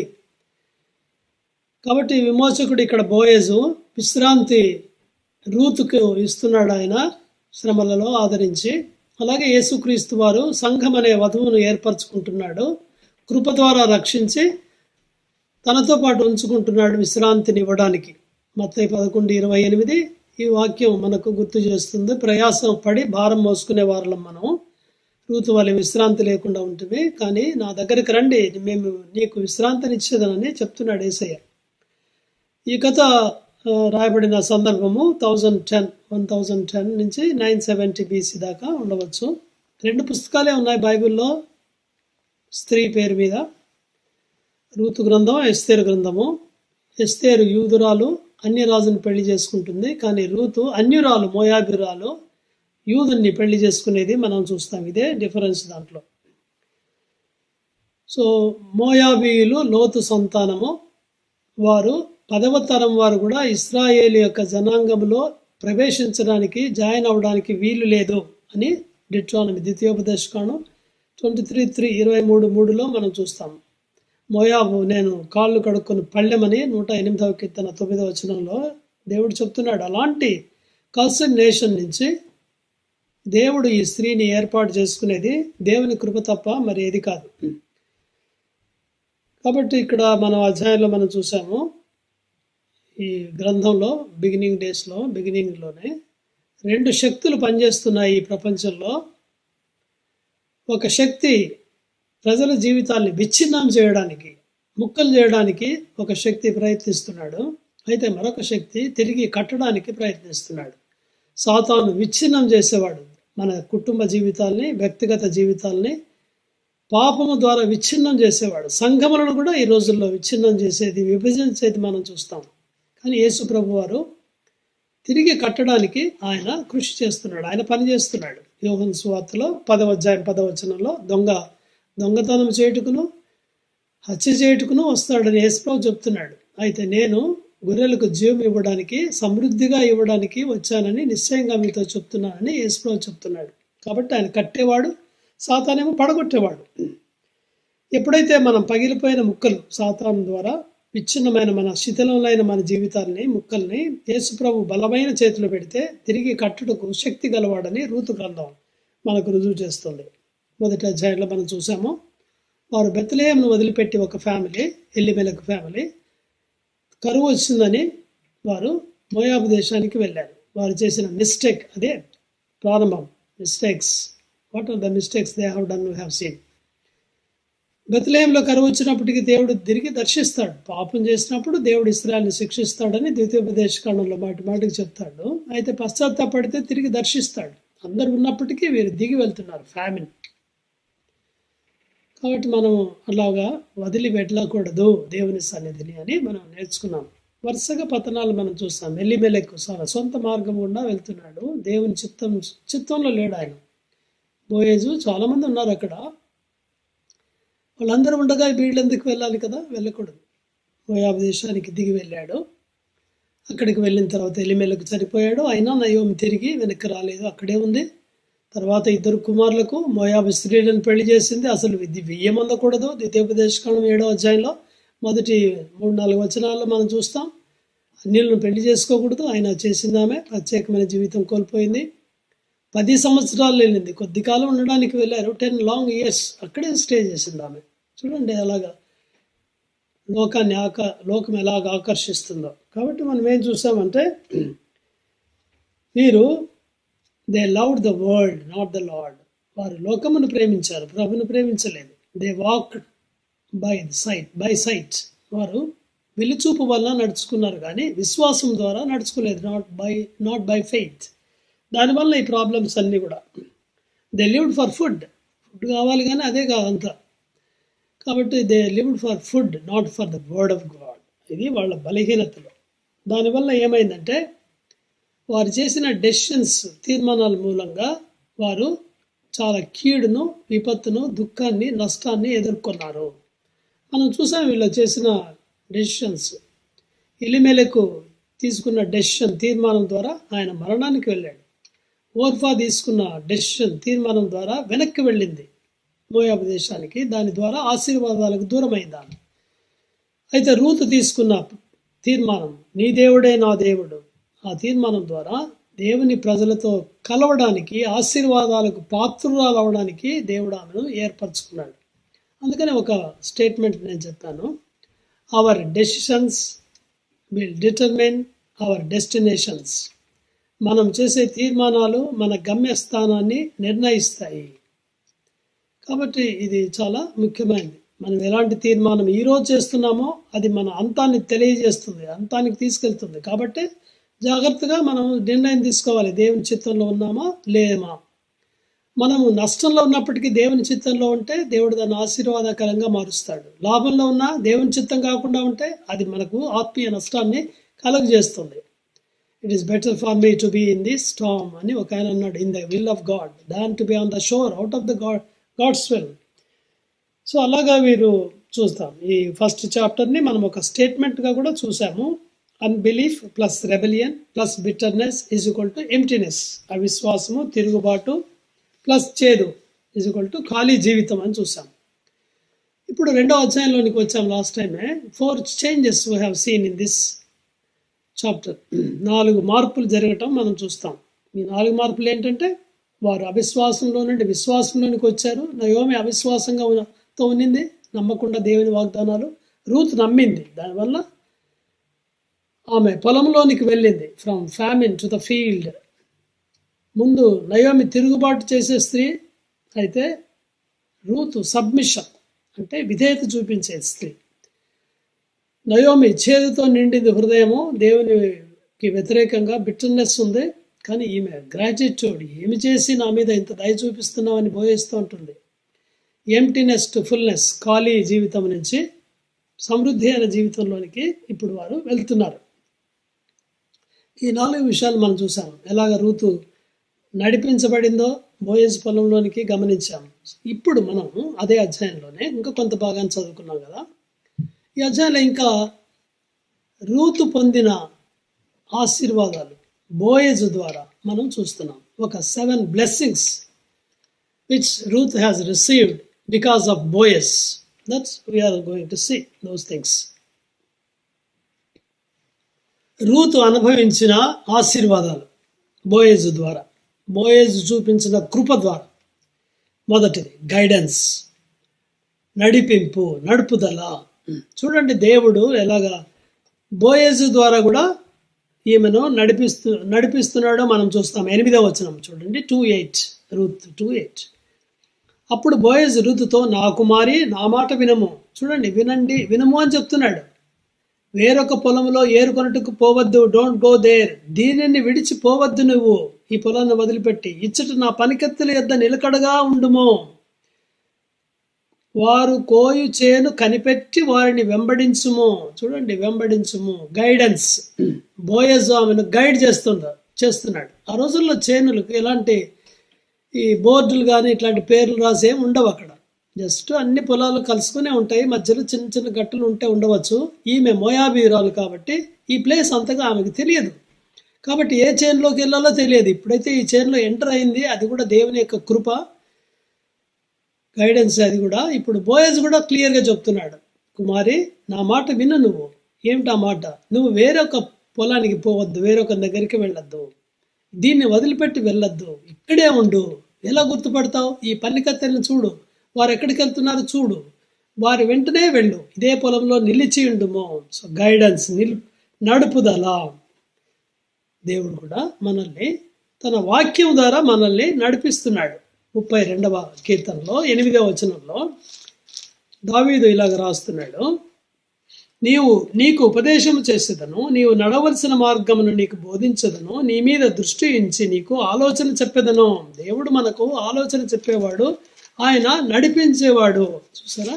కాబట్టి దేవుని తన వాక్యం ద్వారా మనల్ని ఆయన నడిపిస్తున్నాడు. సామెతల గ్రంథం 3వ అధ్యాయము 6వ వచనం, నీ ప్రవర్తన అంతటి యందు ఆయన అధికారములకు ఒప్పుకొనుము. Proverbs 3:6. అప్పుడు ఆయన నీ త్రోవలను సరళం చేయను. కాబట్టి మనం వెళ్ళే త్రోవను ఆయన ముందుగా వెళ్ళి సరళం చేస్తున్నాడు, మనల్ని నడిపిస్తున్నాడు. ఆయన ఎలాగ వెళ్ళాలి, ఎలా వెళ్ళకూడదు. ఇశ్రాయేల్ని కూడా అలాగో ఆయన నడిపించింది మనం నిర్గమకాండంలో చూస్తాం.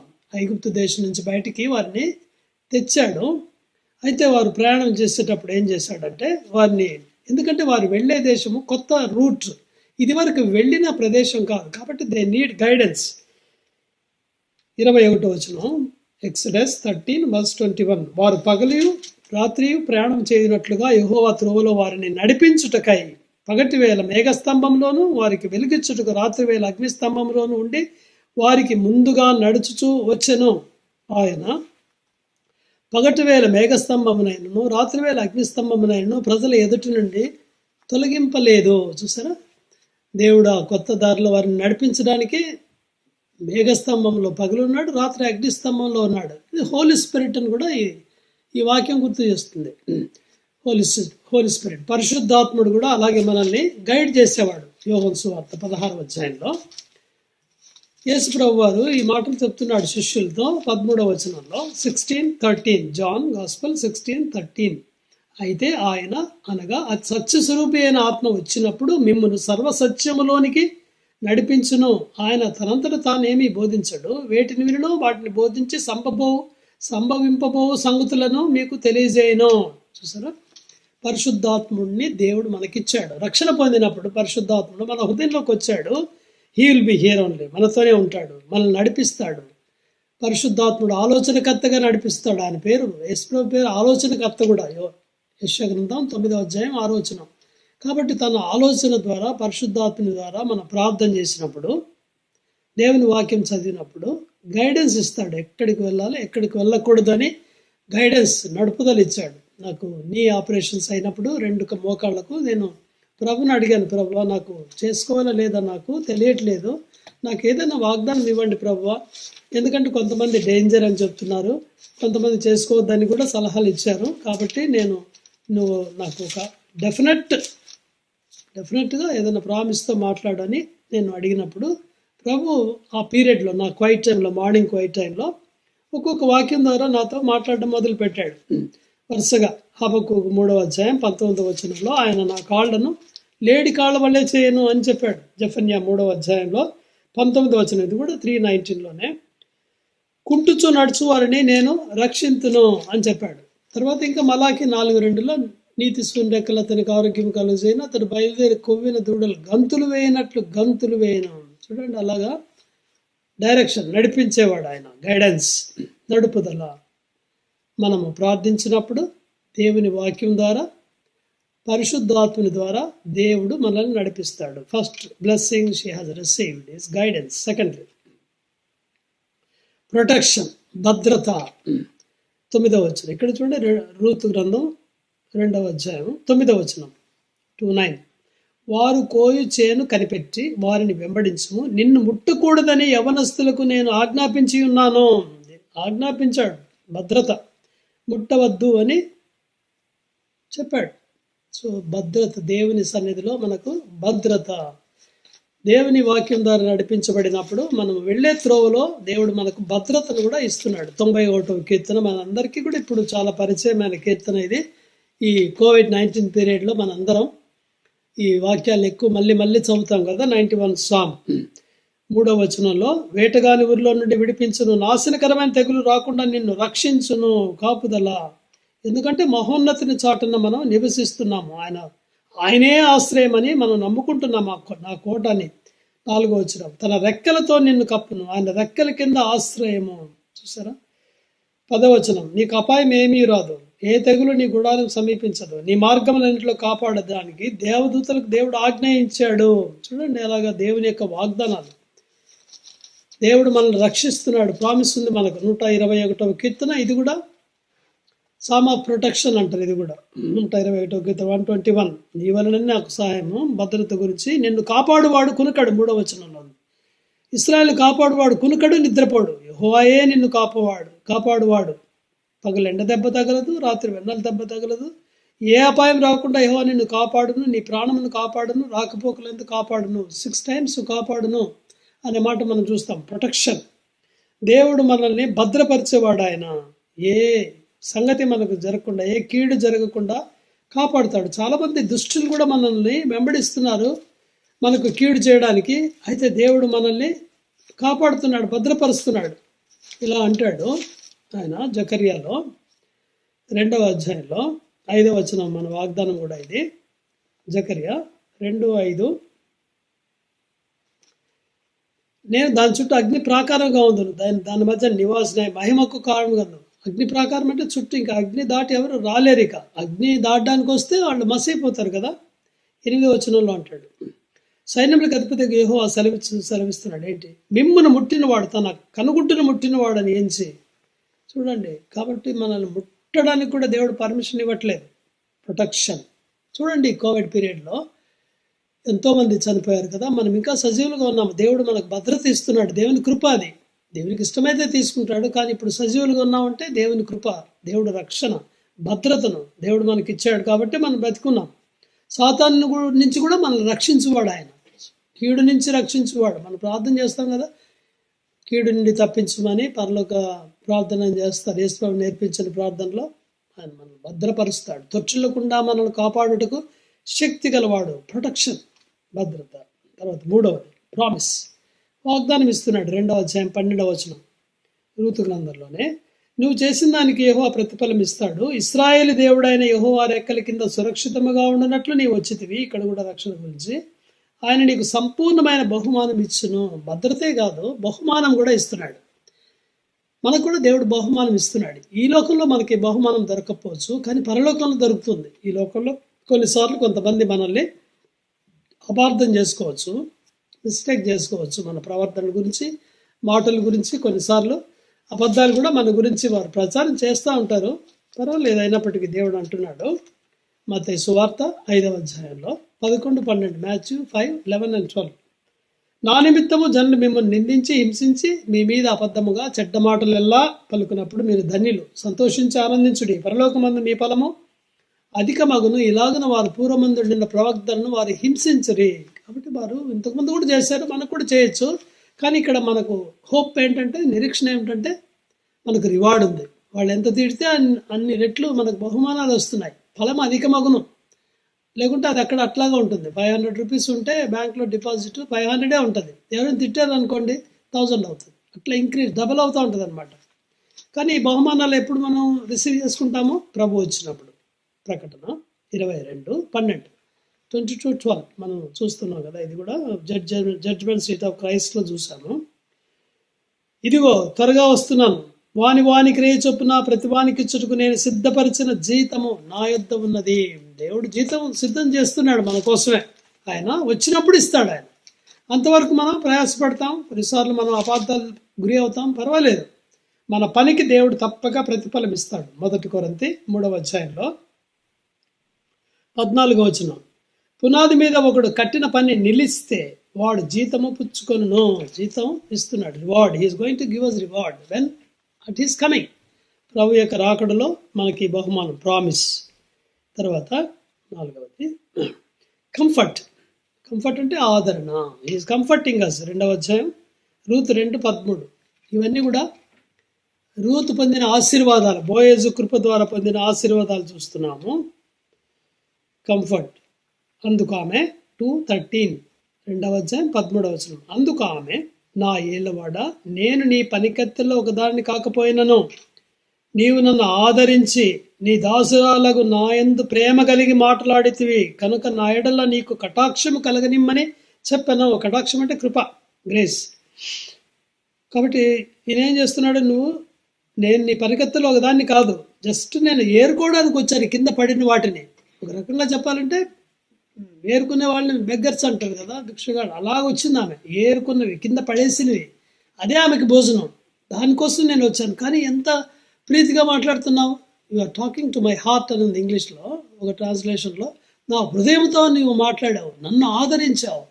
నేను పరదేశిని, అన్యురాల్ని, విగ్రహాలు పూజించేదాన్ని, ఇంత దూరం వచ్చాను, నాకు తెలియని ప్రజలు, వీరెవరు నాకు పరిచయం లేదు, మీ మొహం నేను ఎప్పుడు చూడలేదు, మిమ్మల్ని ఫస్ట్ టైం నేను కలుసుకుంటున్నాను, నా మీద పరదేశిని నా మీద ఇంత కనికరం చూపించావు, ఇంతగా ఆదరించావు, నీ మాటల ద్వారా నాకు ఆదరణ కలిగింది.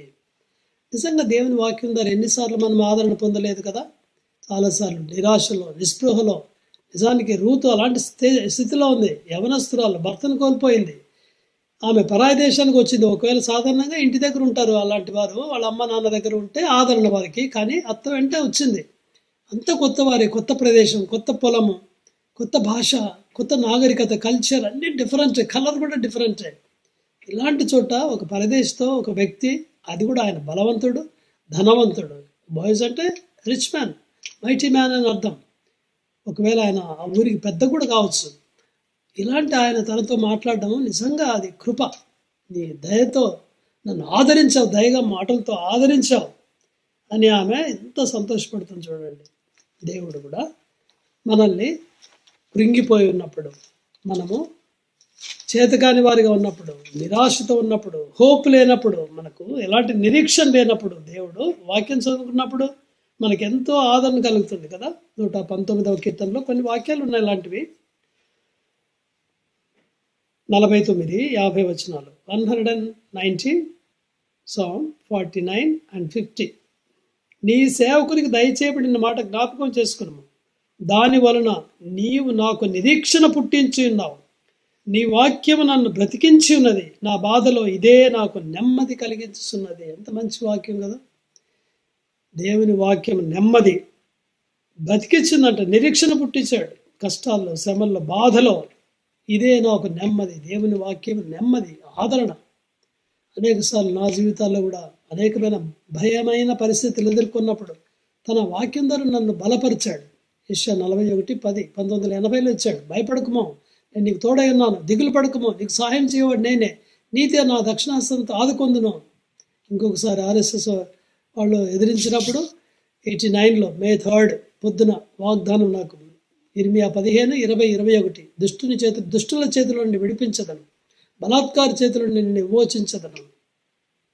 దేవుడు ఎంత వాగ్దానం, ఎలాంటి వాగ్దానం ఇచ్చాడు. నన్ను అనేక వాగ్దానాలు నాకు ఇచ్చి దేవుడు బలపరిచాడు నన్ను. మీకు కూడా అలాగే చాలా అనుభవాలు ఉండవచ్చు కదా. దేవుని వాక్యము మనకు నెమ్మది. ముందే చెప్పాడు శ్రమలు వస్తాయని. యోహాను సువార్తలో 16:33 John 16:33. ఈ లోకంలో మీకు శ్రమ కలుగును, అయినను ధైర్యం తెచ్చుకోండి. చూడండి, ముందే చెప్తున్నాడు ధైర్యం తెచ్చుకోవాలి. ఎందుకు? నేను లోకమును జయించి ఉన్నాను. శిష్యులు అధైర్యపడకుండా ముందే చెప్తున్నాడు, మిమ్మల్ని హింసిస్తారు, భయపడకండి అని చెప్తున్నాడు. యోహాను సువార్త 14 14, 15, 16 ఈ 3 chapters శిష్యులతో లాస్ట్ డిస్కోర్స్ చెప్పిన మాటలు. మీ హృదయములను కలవరపడనీయకుడి, వెరవనీయకుడి, దేవుని యందు విశ్వాసం ఉంచున్నారు, నా యందు విశ్వాసం ఉంచుడి. నేను మీకు స్థలము సిద్ధపరచ వెళ్ళుచున్నాను. వెళ్ళి నేను మరలా వచ్చి నేనుండు స్థలంలో మీరును ఉండులాగన మిమ్మల్ని కొనిపోతాను. ఎంత మంచి వాగ్దానం, ఎంత మంచి ఆదరణకరమైన మాటలు. మన ప్రియులు చనిపోయినప్పుడు ఆదరణకరమైన మాటలు దేవుడు ఇచ్చాడు. 1 తెస్సలోనికలు 4:16-17 ఇవన్నీ కూడా ఏం చూపిస్తాయి? పౌలు రాస్తున్నాడు, తెస్సలోనికలు చాలా డిస్కరేజ్మెంట్లో ఉన్నారు, చనిపోతున్నారు ప్రజలు, వాళ్ళు తిరిగి లేస్తారో లేదో డౌట్గా ఉంది వాళ్ళకి. అందుకని వాళ్ళకి ఆదరణ లేకుండా ఉన్నారు, నిరీక్షణ లేకుండా ఉన్నారు. వారితో చెప్తున్నాడు, ఆర్భాటంతోను, ప్రధాన దూత శబ్దంతోను, దేవుని బూరతోను ప్రభు దిగివచ్చును, క్రీస్తు నందుండి మృతులైన వారు మొదట లేతురు. ఆ మీదట ఏమవుతుంది? సజీవులమై నిలిచిండు మనము వారితో కూడా ఏకముగా ప్రభుని ఎదుర్కొనుటకు ఎలా వెళ్తాం? ఆకాశ మండలానికి, మేఘం మీద కొనిపోబడతాం. మనం సదాకాలం ప్రభుతో ఉంటాం. ఈ మాటల చేత మీరు ఒకరినొకడు ఆదరించుకున్నడే. ఈ మాటలు రాసి పెట్టాడు నాకు. దుఃఖపడకుండా నిమిత్తం అన్ని జనుల వలె. ఎంత ఆదరణకరమైన మాటలు కదా. ప్రభు వస్తాడు, మన కన్నీటి ప్రతి బాష్ప బిందువు తుడిచివేస్తాడు. ప్రకటన 21:3-4 మరణం ఇక ఉండదు, భయాక్రాంతులు చేసే మరణం ఇక ఉండదు, బాధ లేదు, కన్నీరు లేదు, ఏడ్పు లేదు, వేదన లేదు. ప్రభు మనతో ఉంటాడు. ఎంత గొప్ప సంగతి, ఎంత ఆదరణకరమైన మాటలు. So blessing of comfort, blessing of promise, blessing of comfort, blessing of provision. Provision అంటే ఏర్పాటు. 2వ అధ్యాయం 15-16 రూతు గ్రంథం 2:15, 2:15-16. ఆమె ఏరుకుంటూ లేచినాడు బోయజ్ అన్నాడు, పనుల మధ్యన ఏరుకొని వచ్చిన ఆమెను అవమానపరచుకుడి, మరియు ఆమె కొరకు పిడికెళ్ళు పడవేసి ఆమె ఏరుకొన్నట్లు విడిచిపెట్టుడి, ఆమెను గద్దింపవద్దని తన దాసులకు ఆజ్ఞాపించను. సాధారణంగా పనివారు కోస్తూ వెళ్తుంటారు, కింద పడిన గింజలు వాళ్ళు ఏరుకోవడానికి వీల్లేదు, వదిలిపెట్టి వెళ్ళిపోవాలి. తర్వాత కార్నర్స్, మూలలకి 4 మూలలు ఉంటాయి కదా, కార్నర్స్లో కోయకూడదు, చివరి దాకా పోయి వదిలిపెట్టాలి. పరదేశులకు, వీరికి బీదవారికి, విధవరాలకు వాటిని వదిలేసేయాలి, బీదవారికి వదిలేయాలి వారు.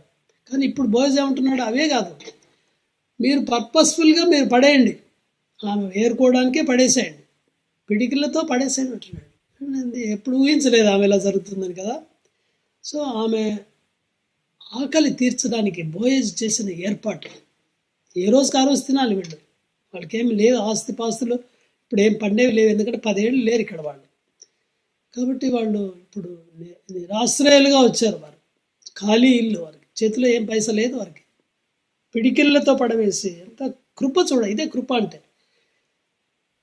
గ్రేస్ అది మూలలు వదిలేస్తే అది ఏదో దయ అనుకోవచ్చు. ఇది ఇది ఎక్స్ట్రా అన్నమాట. ఎక్స్ట్రా దేనికి అర్హురాలు కాదో దానికి అర్హురాలుగా చేస్తున్నాడు. ధర్మశాస్త్రంలో ప్రావిజన్ ఉంది, ఏర్పాటు ఏమిటంటే మూలకు వదిలేసేయచ్చు మూలకి, కానీ ఈయన ఎక్స్ట్రా చేస్తున్నాడు. ఎంత గొప్ప సంగతి కదా.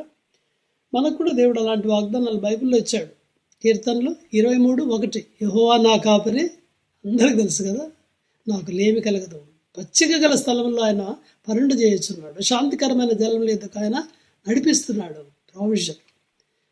The lord is my shepherd అనేది ఇంగ్లీష్లో. ఈజ్ అంటే ఇప్పుడు అని. హీ వాజ్ కాదు, ఫ్యూచర్లో కాదు, హీ విల్ బి కాదు, ఇప్పుడు ఈజ్. ప్రతిరోజు మనతో ఆయన ఉన్నాడు. అనుదిన ఆహారము మనకు అనుగ్రహిస్తున్నాడు. ప్రభువు నేర్పించిన ప్రార్థనలో ఒక మాట కూడా ఇది కదా. He's meeting all our needs. మన రిక్వైర్మెంట్స్ ఏంటి అవి తప్పక తీరుస్తాడు ఆయన. రోటీ, కపడా, మకాన్, ఈ 3 ఇస్తాడు. అది దాని అర్థం. మత్తయి సువార్త 6:31 నుంచి, మాథ్యూ 6:31 నుంచి యేసుప్రభు శిష్యులతో దీంతో కొండ మీద ప్రసంగంలో చెప్తున్నాడు. రేపు ఏం తిందుమో, ఏం త్రాగుదుమో అని, ఏం ధరించుదుమో అని మీరు చింతింపకుడి. ఇవన్నీ మీకు కావాలని పరలోకపు తండ్రికి తెలియను. కాబట్టి అన్యజనులు ఈ విషయమై విచారిస్తారు. కాబట్టి మీరు ఆయన రాజ్యమును, నీతిని ఎప్పుడు వెతకాలి? మొదట వెతుకుడి. చూసారా, చింతించవద్దని ముందు చెప్పాడు ఆయన. ఎందుకంటే హీ నోస్ అవర్ నీడ్స్. తప్పక మన అవసరాలు అయితే తీరుస్తాడు ఆయన. ఈయన కాపరి. మనకు గొర్రె పిల్లలకు ఆహారం పెట్టే బాధ్యత ఎవరి? కాపరిదే. కాకులు చూడండి, ఏసై చక్కగా వర్ణిస్తాడు. పైన చూశారు అందరూ, పచ్చికలో కూర్చున్నారు అందరూ. ఏసై చెప్తున్నాడు, కాకులు చూడండి, అందరూ తల ఎత్తి పైకి కాకులు పోతున్నాయేమో. అవి ఏదైనా ఆఫీసులో పనిచేస్తున్నాయా? ఏదైనా ఫ్యాక్టరీలో పనిచేస్తున్నాయా? పోనీ పొలంలో విత్తనాలు ఎత్తుతున్నాయా? లేదు లేదు లేదు. మరి వాటి అవే ఎలా పోషిస్తున్నాడు? దేవుడు పోషిస్తున్నాడు. మనల్ని కూడా అలాగా తప్పక పోషిస్తాడు. ఏర్పరచబడిన పాత్రలను తప్ప సాధారణంగా దేవుడు మన అవసరాలు తీరుస్తాడు. అంటే లాజర్ అనే దరిద్రుడి కథలో అతనికి ఏమీ లేదని చదువుతాం కదా. ఇల్లు లేదు, వాకిల్ లేదు, భార్య లేదు, పిల్లలు లేదు, ఆరోగ్యం లేదు, ఆహారం లేదు. కానీ దేవుడు ఆయన అట్లాగ ఉంచాడు, అలాగే చనిపోయాడు ఆయన. అట్లాగా సమ్ చోజన్ వెసల్స్, ఏర్పరచబడిన వారిని కొన్నిసార్లు అట్లాగా అనుమతించవచ్చు. దానికి ఒక పర్పస్ ఉంటుంది. కానీ సాధారణంగా దేవుడు మనకు సహాయం చేస్తాడు. ఫిలిప్పీ 4:19 కాగా దేవుడు తన ఐశ్వర్యం చొప్పున క్రీస్తు యేసునందు మహిమలో మీ ప్రతి అవసరం తీర్చును. మనం డౌట్ చేయాల్సిన అవసరం లేదు. Let us not doubt his provision, promise, power, presence. Provision, ఏర్పాటు. 6వ బ్లెస్సింగ్ ఏంటంటే బ్లెస్సింగ్ ఆఫ్ ఫెలోషిప్. సహవాసం అనే ఆశీర్వాదము. ఏమిటి సహవాసం అనే ఆశీర్వాదము? 14 2:14 రూత్. భోజన కాలంలో బోయేజ్ అంటున్నాడు, భోజన కాలం ఇక్కడికి రాను, భోంచేసి చిరకలోని ముక్క ముంచి తినమని ఆమెతో చెప్పగా, చేను కోయి వారి యొద్ద ఆమె కూర్చుండెను. అతడు ఆమెకు పేలాలు అందియగా ఆమె తిని తృప్తి పొంది కొన్ని మిగిల్చాను. చూడ ప్రివిలేజ్. ఆమె ఏరుకోవడానికి వచ్చింది. అలాంటి స్త్రీతో ఈ మాటలు చెప్తున్నాడు. పిడికలతో పడేయమని సంగతి ఆ తర్వాత. ఇప్పుడేమంటున్నాడు, నువ్వు మధ్యాహ్నం రాగానే భోజనం టైంకి రా, ఇక్కడ కూర్చో, ఇక్కడ నాతో పాటు భోజనం చేయి. ఎంత మంచిది, కృపగలవాడు కదా మన దేవుడు. కూడా అలాగే మనల్ని ప్రయాసపడి భారం మోసుకుంటూ వెళ్ళేవారు మనల్ని, పాపంతో భారంతో ఉన్న మనల్ని పిలిచాడు, విశ్రాంతి ఇచ్చాడు భారం తీసివేసి. అంతేకాదు ఆయన అన్నాడు, నాతో పాటు భోజనం చేయండి అంటాడు కదా. మనకు తెలుసు ఆ వాక్యం. ప్రకటన 3:20 రెవల్యూషన్ 3rd chapter 3:20. ఇదిగో నేను తలుపు వద్ద నిల్చుండి తట్టుచున్నాను. ఎవడైనానో నా స్వరం విని తలుపు తీస్తే నేను లోపలికి వస్తాను, వచ్చి మీతో కూడా భోజనం చేస్తాను, వారితో కూడా, వాడు నాతో కూడా భోజనం చేయను.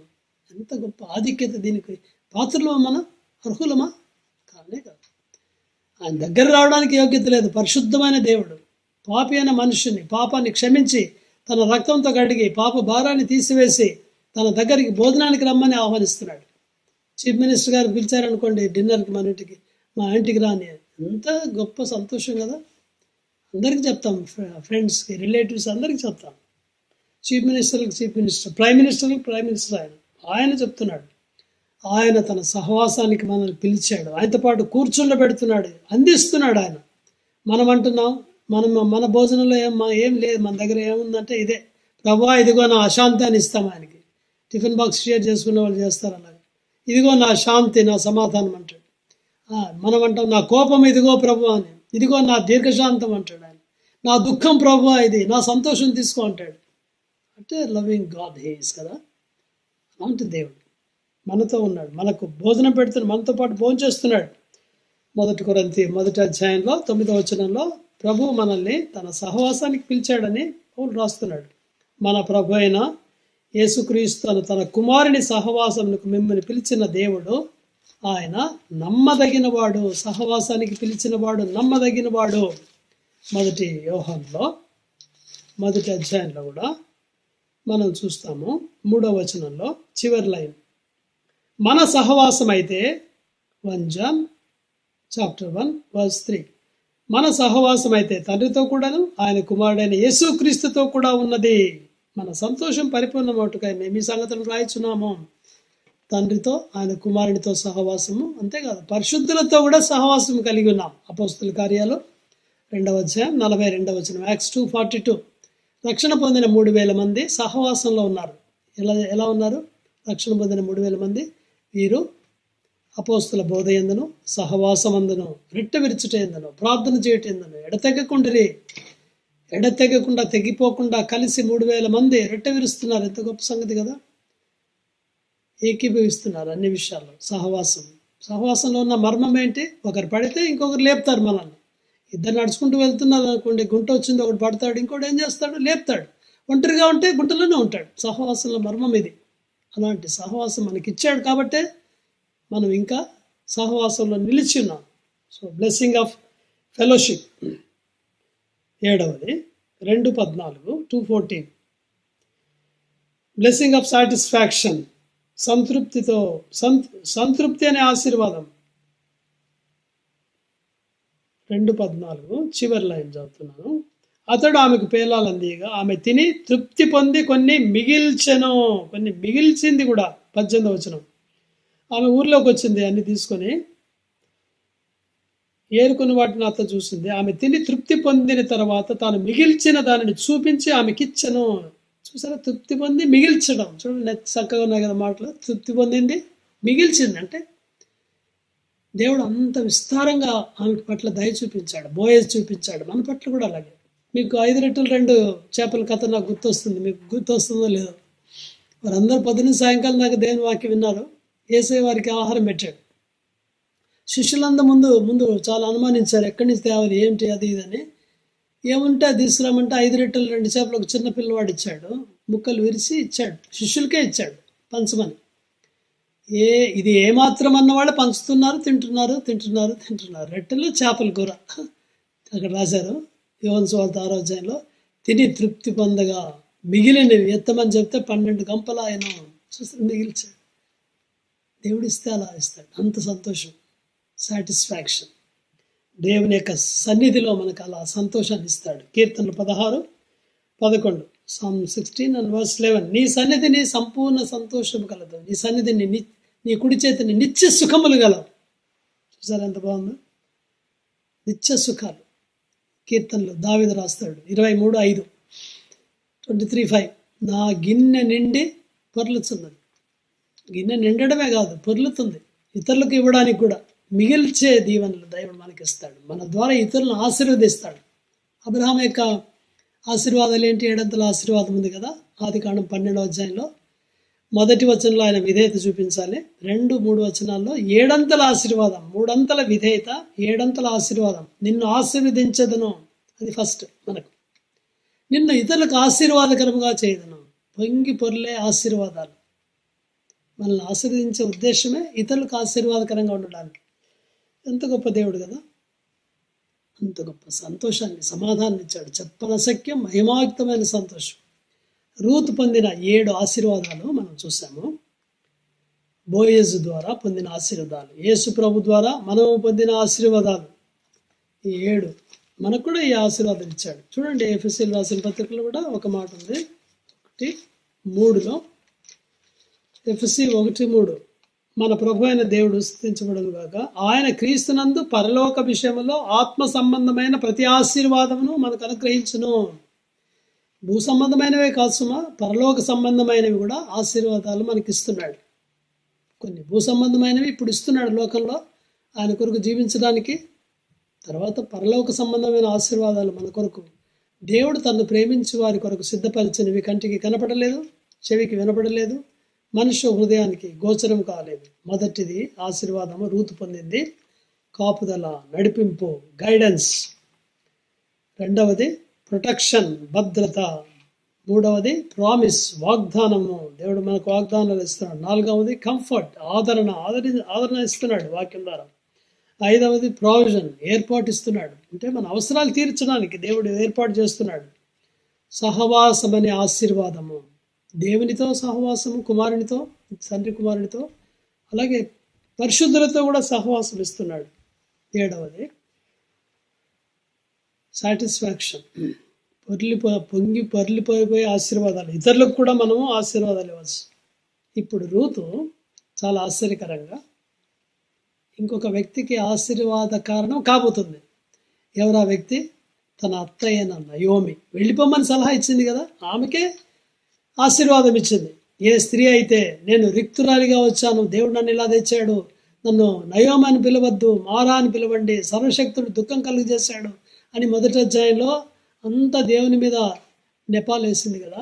ఇప్పుడు ఆమె అంటుందంటే ఫస్ట్ టైం 19వ వచనం 2:19, నువ్వు ఎక్కడ పని చేసావు, నీ యందు లక్ష్యముంచిన వాడు దీవింపబడను గాక. ఈమె తెచ్చినవన్నీ చూసి ఫస్ట్ టైం ఆమె లిప్స్ పైన పెదాలు దీవెన అనే మాట చూస్తాం, దీవించబడను గాక. యెహోవా అనే మాట చూస్తాం, మళ్ళీ యెహోవా అతడిని ఆశీర్వదించును గాక. 20వ వచనం, ఇతడు యెహోవా చేత ఆశీర్వదింపబడను గాక. ఫస్ట్ టైం చూసారా, నిరాశలో నిస్పృహలో ఉన్న నయోమి ఇప్పుడు ఇతరులను ఆశీర్వదించాలి అనే తలంపు వచ్చింది. దేవుని చేత వారు ఆశీర్వదించబడను గాక. రూతు పొందిన ఆశీర్వాదాలు ఇతరులకు కూడా ఓవర్ఫ్లోయింగ్ బ్లెస్సింగ్స్. ఇంకా చాలా బ్లెస్సింగ్స్ ఉన్నాయి, అందువల్ల చూడబోతున్నాము. బలలో పాలు పొందే ముందు మన జీవితాలు పరీక్షించుకుందాము. ఇలాంటి 7 ఆశీర్వాదాలు మనం పొందామా, పొందలేదా?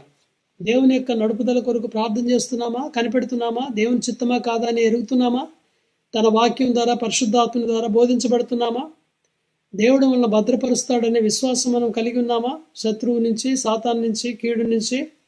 దేవుని వాగ్దానాలు బైబిల్లో ఎంతకాలం అయింది మీరు పొంది? ఆదరించబడుతున్నామా కష్టాల్లో, శ్రమల్లో?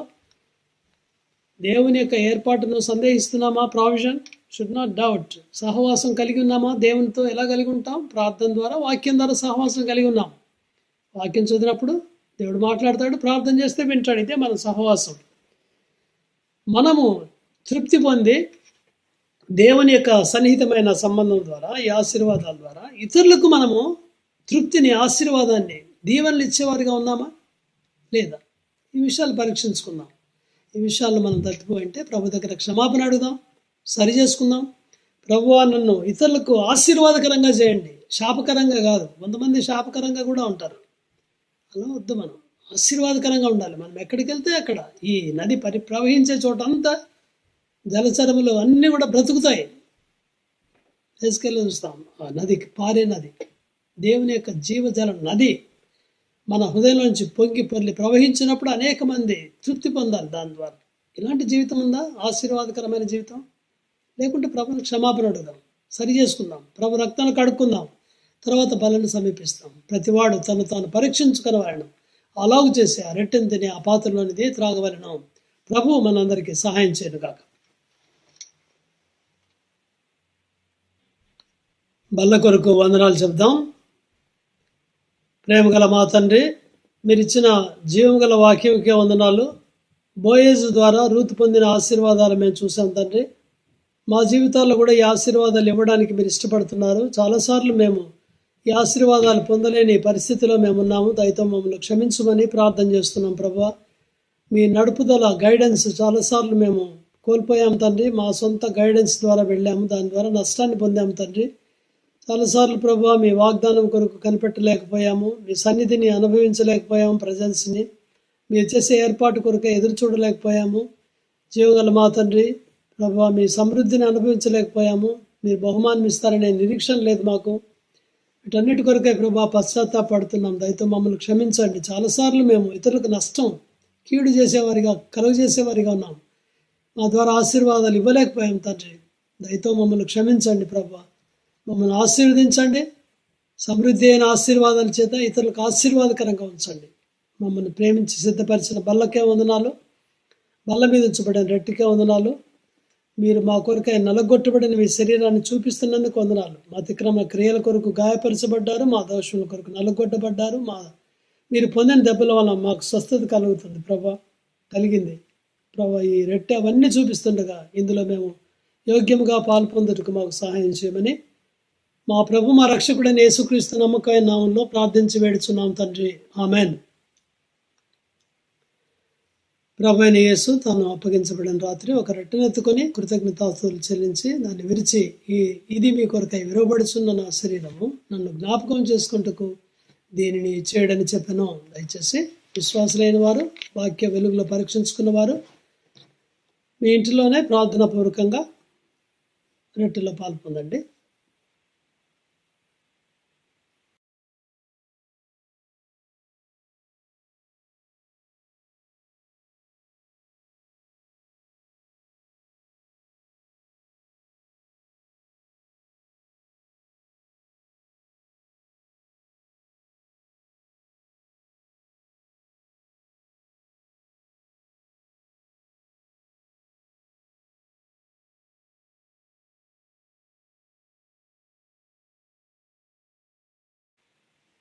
పాత్ర కొరకు వందనాలు చెప్దాం. ప్రేమగల మా తండ్రి, మా నమ్మకమైన దేవ, మా ప్రభు మా రక్షకుడైన యేసుక్రీస్తు నమ్మకమైన నామంలో మీకు వందనాలు. రెట్టులో యోగ్యముగా పాల్పొందిన వారికే వందనాలు. మాకు ఇచ్చిన ఈ ద్రాక్షారసంకే వందనాలు. పాత్రలోని ద్రాక్షారసంకై మా పాపములన్నిటి కొరకై సెలవు మీద మీరు రక్తమును చిందించారు.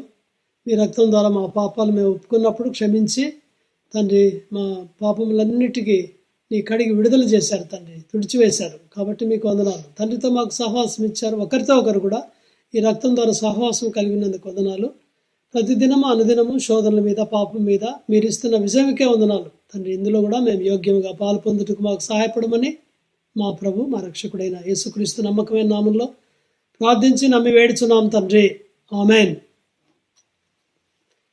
ఆ ప్రకారమే భోజన వెనిపిమ్మట ఆయన పాత్రను ఎత్తుకొని, ఈ పాత్ర నా రక్తం నేను కొత్త నిబంధన, మీరు దీనిలో త్రాగినప్పుడల్లా నన్ను జ్ఞాపకం చేసుకుంటకై దీన్ని చేయడం చెప్పాను. మీరు ఈ రెట్టెంతిని ఈ పాత్రలోనిది త్రాగినప్పుడల్లా ఆయన మరణం, ప్రభు వచ్చే వరకు ఆయన మరణమును ప్రచురించదురు.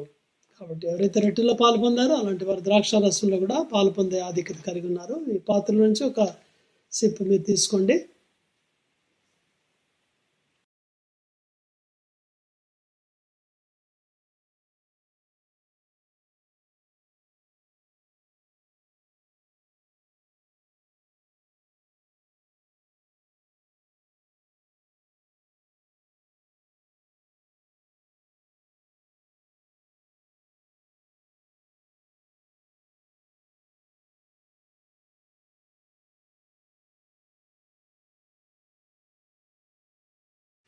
ప్రార్థన చేసుకుందాం. ప్రేమగల మా తండ్రి, మా నమ్మకమైన దేవ, మమ్మల్ని ప్రేమించి సిద్ధపరిచిన ఈ బల్లను బట్టి మీకు వందనాలు చెల్లిస్తున్నాము. దేవుని వాక్య వెలుగులో మా జీవితాలు పరీక్షించుకొని బల్లలో యోగ్యముగా పాల్పొందుటకై మీరు ఇచ్చిన కృపకే వందనాలు. జీవగల మా తండ్రి, ఎవరైతే యోగ్యంగా పాల్పొందారో వారిని బట్టి వందనాలు. తెలిసి తెలియక అయోగ్యంగా పాల్పొందిన వారి పట్ల మీ కనికరం కోరుచున్నాం. వచ్చే వారమైనా వారు యోగ్యంగా పాల్పొందుటకు మీరు వారికి సహాయపడమని ప్రార్థిస్తున్నాం. ప్రయాణాల ద్వారా తండ్రి, అనారోగ్య కారణాల ద్వారా, ఇంకా ఏ కారణాల ద్వారా పాలు పొందలేకపోయారో వారికి మరొక అవకాశం అనుగ్రహించమని ప్రార్థిస్తున్నాం తండ్రి. బల్ల మీద మిగిల్చబడిన రెట్టెముక్కలు, ద్రాక్షరసము చెదిరిపోయిన సార్వత్రిక సంఘాన్ని జ్ఞాపకం చేస్తుండగా మరి వారందరి కొరకు ప్రార్థిస్తున్నాం. హెబ్రోన్లోనూ హెబ్రోన్ ద్వారా జరిగే పరిచర్లన్నింటినీ మీరు ఆస్వాదించమని ప్రార్థిస్తున్నాం. అలాగే ప్రభా జంటలో ఉన్న సంఘాలన్నిటి కొరకు ప్రార్థన చేస్తున్నాం తండ్రి. తెలంగాణ, ఆంధ్రప్రదేశ్ ప్రభా తండ్రి, కేరళ, కర్ణాటక, మహారాష్ట్ర, గుజరాత్, వెస్ట్ బెంగాల్, త్రిపుర, మణిపూర్, మేఘాలయ, మిజోరాం, అరుణాచల్ ప్రదేశ్ వీటన్నిటి కొరకు ప్రార్థిస్తున్నాం. ముంబైలో ఉన్న సంఘం కొరకు, ఢిల్లీలోను, జోషామా తండ్రి, చెన్నైలో ఉన్న సంఘం కొరకు ప్రార్థన చేస్తున్నాం. క్యాలింపాంగ్లో ఉన్న సంఘాల కొరకు ప్రార్థిస్తున్నాం తండ్రి. దయచేసి విశ్వాసులందరినీ, చెదిరిపోయిన వారందరినీ మీరు కాపాడి భద్రపరచమని ప్రార్థిస్తున్నాం. మా దేశాన్ని, రాష్ట్రాన్ని పరిపాలించే వారందరి కొరకు ప్రార్థిస్తున్నాం. ముఖ్యమంత్రులు, గవర్నర్లు, MLAs, MPs, IAS, IPS officers, ప్రభా తండ్రి వీరందరి కొరకు, ప్రైమ్ మినిస్టర్ కొరకు, ప్రెసిడెంట్ కొరకు ప్రార్థిస్తున్నాం. వారందరూ తండ్రి ప్రభు ద్వారా రక్షించబడే భాగ్యం తండ్రి, యేసు ప్రభు నిజమైన దేవుడు అని తెలుసుకునే భాగ్యం వారికి దయచేయండి. ప్రస్తుతం తండ్రి ఆంధ్రప్రదేశ్, చెన్నై, ఈ ప్రభాత రాష్ట్రాల్లో తండ్రి ఈ మళ్ళీ వర్షాలు, తుఫాను ఎదుర్కొంటున్నారు తండ్రి. దయచేసి వాటి నుంచి కూడా మా ప్రజలు నష్టపోకుండా భద్రపరచమని, కీడు నుంచి ప్రజలు తప్పించమని ప్రార్థిస్తున్నాం. కోవిడ్-19 ఒకటి ఉంది ప్రభా, దీని ద్వారా ప్రపంచంలోని ప్రజలందరూ తల్లడిల్లుతున్నారు. మీరెంతో దయా, కనికరం, జాలి, వాత్సల్యత గల దేవుడు తండ్రి. దయించి ప్రజలను తప్పించండి. యేసు ప్రభువుని తెలుసుకునే భాగ్యం దయచేయండి. సెకండ్ ఛాన్స్ ఇవ్వండి తండ్రి. దయచేసి సహాయపడండి. ప్రపంచంలో ప్రజలందరినీ కనికరించండి. North America, South America, Asia, Europe, Africa, Australia ఖండాల్లో చెందిన వారందరి కొరకు ప్రార్థిస్తున్నాము. సరిహద్దుల్లో సమాధానం దయచేయండి. ముస్లిమ్స్ కొరకు, యూదుల కొరకు ప్రార్థన చేస్తున్నాం తండ్రి. వారు తప్పక రక్షణ దయచేయమని ప్రార్థిస్తున్నాం. అమెరికాలో ఉన్న విశ్వాసుల కొరకు ప్రార్థిస్తున్నాం. చెదిరిపోయిన ఆయా సంఘాల కొరకు ప్రార్థిస్తున్నాం తండ్రి.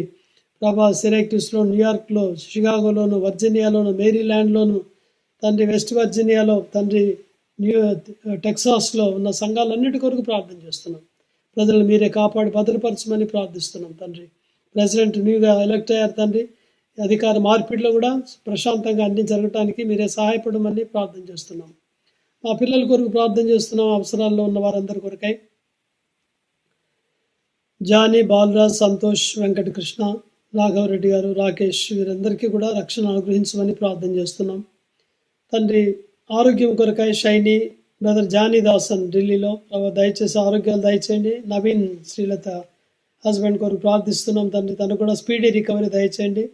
అలాగే హెప్సిబా కుటుంబంలోని వారందరూ అస్వస్థతగా ఉన్నారు. దయచేసి మీరు ముట్టి స్వస్థత, ఆరోగ్యం అనుగ్రహించమని ప్రార్థన చేస్తున్నాం. బ్రదర్ జెస్సీ ఇస్మాయిల్స్ని కూడా కనికరించండి. కెన్యాలో మీరు ఇచ్చిన తండ్రి తాకిడికే వందనాలు తండ్రి. తను ఇంకా బలహీనంగా ఉండగా తండ్రి సంపూర్ణ ఆరోగ్యం, బలం దయచేయమని ప్రార్థన చేస్తున్నాం. అలాగే కెన్యాలో ఇప్సిత, షమిత, ఏంజలిక వీరి కొరకు ప్రార్థన చేస్తున్నాం. వారికి కూడా పరిపూర్ణ ఆరోగ్యం దయచేయండి. బ్రదర్ యోగేందర్ గారు కూడా హెడ్ఏక్తో కంటిన్యూస్గా బాధపడుతున్నాడు. మీరు ముట్టి బాగు చేయండి తండ్రి. గోల్డీ కొరకు ప్రార్థిస్తున్నాం. తెనాల్లో తన చిన్న బిడ్డను మీరు కనికరించమని ప్రార్థన చేస్తున్నాం. పాల్ డేవిడ్ కూడా తను మీరు ఇచ్చిన స్వస్థతకు వందనాలు, సంపూర్ణ ఆరోగ్యం దయచేయండి. బెన్ని కూడా ఫీవర్తో బాధపడినప్పుడు ముట్టినందుకు వందనాలు, సంపూర్ణ ఆరోగ్యం దయచేయండి. కార్డిలియా సిస్టర్ కూడా మీరు కనికరించి ముట్టి బాగు చేయమని ప్రార్థిస్తున్నాం తండ్రి. అలాగే సహోదరి ఎలియా ప్రశాంతికి దినం నిండినప్పుడు క్షేమకరమైన, ఆరోగ్యకరమైన కాంతి దయచేయమని ప్రార్థిస్తున్నాం తండ్రి. పెద్ద వయసులో ఉన్న పిల్లల కొరకు ప్రార్థిస్తున్నాం తండ్రి. సునీతమ్మ ఆంటీ కొరకు, హేమలత ఆంటీ కొరకు ప్రార్థన చేస్తున్నాం. సిస్టర్ డాక్టర్ హెలెన్ కొరకు ప్రార్థన చేస్తున్నాం తండ్రి. మీరే వారికి మంచి ఆరోగ్యాలు దయచేయండి. అలాగే హారిసన్ గారి కోసం ప్రార్థిస్తున్నాం. ఆయన కూడా మీ కృప అనుగ్రహించండి. అలాగే బోయనపల్లిలో రాజయ్య తండ్రి, పురుషోత్తం బ్రదరు తండ్రి, సీతమ్మ ఆంటీ వీరందరికీ కూడా మంచి ఆరోగ్యాలు అనుగ్రహించమని ప్రార్థన చేస్తున్నాం. ప్రభా కనికరించండి. బాలమణి సిస్టర్ని కూడా మీరు కనికరించండి. జాబ్స్ కొరకు ప్రార్థిస్తున్నాం తండ్రి. సహోదరి ఎప్సిబాకు, హనీకి కూడా తండ్రి జాబ్స్ దయచేయమని ప్రార్థన చేస్తున్నాం తండ్రి. ప్రేమ్ ఆఫీస్ పనిలో కూడా మీరు సహాయం చేయండి. పెండింగ్ బిల్స్ అన్ని రావడానికి సహాయం చేయండి. అలాగే ప్రభా మరి ఇతర స్థలాల నుంచి కూడా మాతో ఏకీపించే వారందరి కొరకు ప్రార్థన చేస్తున్నాం. చెన్నైలో బ్రదర్ సురేష్ ఫ్యామిలీ కొరకు, మేరీ, కెజియా కొరకు ప్రార్థిస్తున్నాం తండ్రి. సాల్మన్, జోషువా కుటుంబం కొరకు, రాజేష్ కొరకు ప్రార్థిస్తున్నాం. బెంగళూరులో బ్రదర్ ఎబ్బేస్ సిస్టర్ కొరకు ప్రార్థిస్తున్నాం తండ్రి. తన బాధ్యతలు పిల్లలకు సహాయం చేయండి. సిస్టర్ విజయవల్లి కుటుంబం అంతటికి తోడుగా ఉండి రక్షణ దయచేయండి. అలాగే బ్యూలా స్మైల్స్ కొరకు ప్రార్థిస్తున్నాం. తను చేస్తున్న పరిచర్ని కూడా మీరు కన్యాలో దీవించమని ప్రార్థిస్తున్నాం తండ్రి. స్నో ఈ భవిష్యత్తు కొరకు సహాయం చేయండి. దేవరా ఆంటీ కూడా తెనాల్లో ఉండగా తనకు కూడా మీరు నూతన బలం అనుగ్రహించమని ప్రార్థన చేస్తున్నాం తండ్రి. డోర్తా ఆంటీని అలాగే సాగర్ కొరకు ప్రార్థన చేస్తున్నాం తండ్రి. బాంబేలో తెల్మా తండ్రి ఈ కుటుంబాల కొరకు ప్రార్థన చేస్తున్నాం తండ్రి. అలాగే ప్రభా విలియం రాజు కూడా తండ్రి, తనతో కూడా మీరు ఉండండి. బ్రదర్ అప్పల్ రాజు, ముఖేష్, సునీల్, విల్సన్ కూడా తండ్రి తన అక్కలు మీరు తీర్చమని ప్రార్థన చేస్తున్నాం తండ్రి. అలాగే మా యవనస్తులైన పిల్లల కొరకై భారంతో ప్రార్థిస్తున్నాం తండ్రి. ఈ లోక ఆకర్షణ నుంచి తప్పించండి. పాపంతో జోలి లేకుండా ఉంచండి ప్రభా. నీ మార్గంలోనికి మా పిల్లల్ని నడిపించండి. యవన కాలంలో కాడిపోసేవారిగా మా పిల్లలు ఉంచమని ప్రార్థన చేస్తున్నాం తండ్రి. జీవులు మా తండ్రి, న్యూ జెరూసలేం ప్రేయర్ హౌస్ మా బ్రాంచెస్కి సంబంధించిన కుటుంబాలన్నింటినీ మీరు మీ రెక్కల కింద కప్పండి తండ్రి. సాతాను ముట్టకుండా మీరు సహాయం చేయమని ప్రార్థిస్తున్నాం. ఈ కోవిడ్-19 పీరియడ్లో ఉన్నాం. తండ్రి, ఎన్నో హద్దుబాట్లు ఉన్నాయి సువార్త చెప్పడానికి. దయచేసి మీరు ఇవన్నీ తొలగించి సువార్త కొరకు విశాలమైన ద్వారాలు తెరువుమని ఎంతో భారంతో ప్రార్థన చేస్తున్నాం తండ్రి. కనికరించండి. మమ్మల్ని కూడా అమెరికాకి తీసుకొచ్చిన ఉద్దేశం నెరవేర్చండి. ఇక్కడ కూడా ప్రభు అగపే సంఘం ద్వారా, న్యూ జెరూసలేం బైబిల్ చర్చ్ ద్వారా జరుగుతున్న పరిచయలు దీవించండి. సలోమి, సతీష్ పిల్లలను, ఫీబీ, ఎబ్నేజర్ పిల్లలను కూడా కాపాడి భద్రపరచమని ప్రార్థిస్తున్నాం. పాలతో ఉండండి, భవిష్యత్తును దీవించండి. జీవగల మా తండ్రి, మీ సన్నిధి మాతో ఉంచండి. మిగిలిన సమయం కూడా మాకు దీవెనకరంగా, ఆశీర్వాదకరంగా ఉంచమని మా ప్రభు, మా రక్షకుడైన యేసుక్రీస్తు నమ్మకమైన బలమైన నామంలో ప్రార్థించి నమ్మి వేడుచున్నాం తండ్రి. ఆమేన్. దయచేసి ప్రకటనలు గమనించండి. ఈ సాయంకాలము 5 గంటలకు సండే స్కూల్ పరిచయం జరుగుతుంది. పిల్లలందరూ తప్పక చూడండి. పెద్దవారు కూడా కుటుంబాలతో మీరు ఈ సండే స్కూల్ కార్యక్రమాన్ని మీరు చూడవచ్చు. మీకు కూడా ఉపయోగకరంగా ఉంటుంది. తర్వాత సోమవారం 6 గంటల సాయంకాలం నుంచి మంగళవారం సాయంకాలం 6 గంటల వరకు 24 hours chain prayer. Monday 6 PM to Tuesday 6 PM. మీరు ఇచ్చిన స్లాట్లో దయచేసి మీ భాగం తీసుకోండి. ఎక్కువసేపు కూడా మీరు ప్రార్థన చేయవచ్చు. గంట కంటే అనేక అవసరాలు మనకున్నాయి. దయచేసి ప్రార్థించండి. మన సంఘం కొరకు, సంఘ పరిచర్య కొరకు, ఆన్లైన్ మినిస్ట్రీ కొరకు, COVID-19 కొరకు భారంతో ప్రార్థించండి. వ్యాక్సిన్ కూడా త్వరగా వచ్చేలాగా ప్రార్థన చేయండి. ప్రజలకు సెకండ్ ఛాన్స్ దేవుడు ఇచ్చేలాగా, తన ఉగ్రతను మళ్లించుకునేలాగా ఎక్కువగా ప్రార్థించండి. మీ ఇళ్లలో రక్షణ లేని వారు ఉన్నారు, వారి కోసం ప్రార్థన చేయండి. మీ సమస్యల కొరకు, బంధువుల కొరకు ప్రార్థించండి. అబ్రహాం లోతు కోసం ప్రార్థించినట్టుగా. తర్వాత మళ్ళీ బుధవారం వెన్స్డే సాయంకాలం 6 గంటలకు సంఘ ప్రార్థనకే కలుసుకుంటాం. శుక్రవారం ఉదయం 10 గంటలకు సహోదరులు సిస్టర్స్ ఫాస్టింగ్ ప్రేయర్ ఉంటుంది. తర్వాత మళ్ళీ సండే ఎర్లీ మార్నింగ్ 6 o'clockకి గాస్పల్ మైక్ ద్వారా అందించబడుతుంది మందిరాల పైనుంచి సువార్త. దానికోసం ప్రార్థించండి. ఇది ఆన్లైన్లో కూడా పంపిస్తున్నాము వీడియో చేసి. మీ బంధువులకు, స్నేహితులకు, రక్షణ లేని వారికి దయచేసి పంపండి. ఆ రీతిగా సువార్తను అందించిన వారు అవుతారు మీరు. దేవుని చిత్తమైతే వచ్చే ఆదివారం 10 గంటలకు తిరిగి మనం ఆరాధనకై ఆన్లైన్లో కలుసుకుంటాం. ఈ కూడిక లాంటి కోసం ప్రార్థించండి. మీ భాగం తీసుకోండి. ఇతరులు కూడా దయచేసి చూడడానికి ప్రోత్సహించండి, ఫార్వర్డ్ చేయండి. మా కోసం కూడా మీ వ్యక్తిగత కుటుంబ ప్రార్థనలో ప్రార్థన చేయవలసిందిగా మనం చేస్తున్నాం. ఆరోగ్యాల కోసం, పరిచర్ల కొరకు.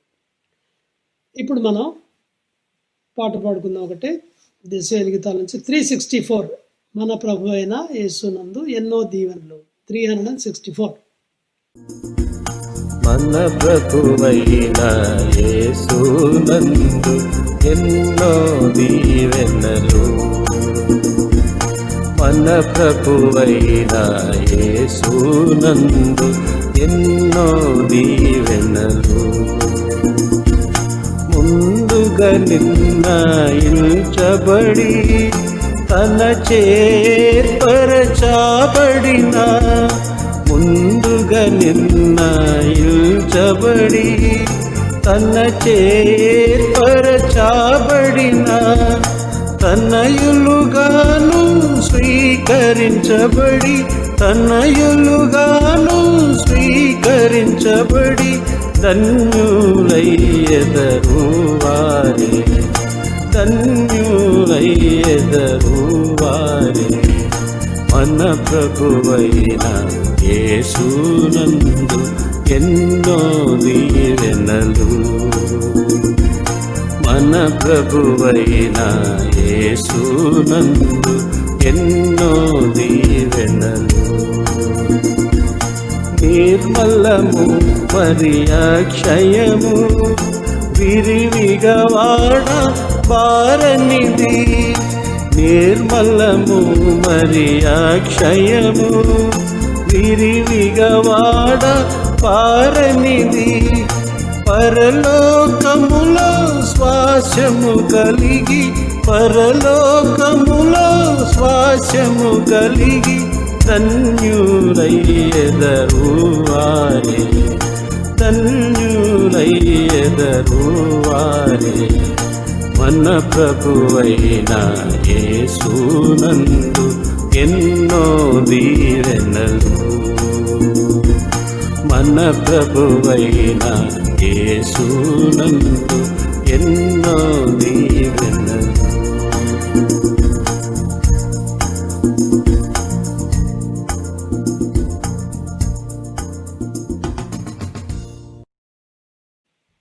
చివరి ప్రార్థన. ప్రేమగల మా తండ్రి, నమ్మకమైన దేవ, ఇంతవరకు మీ సన్నిధి మాకు అనుగ్రహించినందుకు వందనాలు. ఆత్మతో సత్యంతో ఆరాధించగలిగిన వారికే వందనాలు. బల్లలో యోగ్యముగా పాల్పొందిన వారికే వందనాలు. ప్రభువా, నీ వాక్యం మానవ హద్దుబాట్లో ఇవ్వబడింది ఉదయకాలాన. దాన్ని మీరు ఆశీర్వదించి మా హృదయంలో భద్రపరచమని ప్రార్థన చేస్తున్నాం తండ్రి. ఇంకా ఎవరైతే అన్యులుగా ఉన్నారో, దేవుని ఆశీర్వాదాలకు దూరంగా ఉన్నారో, అలాంటి వారిని మీరు తప్పక మీ ఆశీర్వాదంలోనికి ఆకర్షించమని ప్రార్థన చేస్తున్నాం తండ్రి. సహాయం చేయండి. ప్రకటించబడిన కుడికల్లో మా భాగాన్ని నమ్మకంగా తీసుకోవడానికి, ఇతరులకు ఫార్వర్డ్ చేయడానికి సహాయం చేయండి. సాయంకాలం సండే స్కూల్ పరిచయం దీవించండి. రేపు ఎల్లుండి జరిగే 24 hours చైన్ ప్రేయర్ని దీవించండి. బుధవారం సంఘ ప్రార్థన ఆశీర్వదించండి. శుక్రవారం కూడా తండ్రి ఉదయకాలం జరిగే సిస్టర్స్ ఫాస్టింగ్ ప్రేయర్ దీవించండి.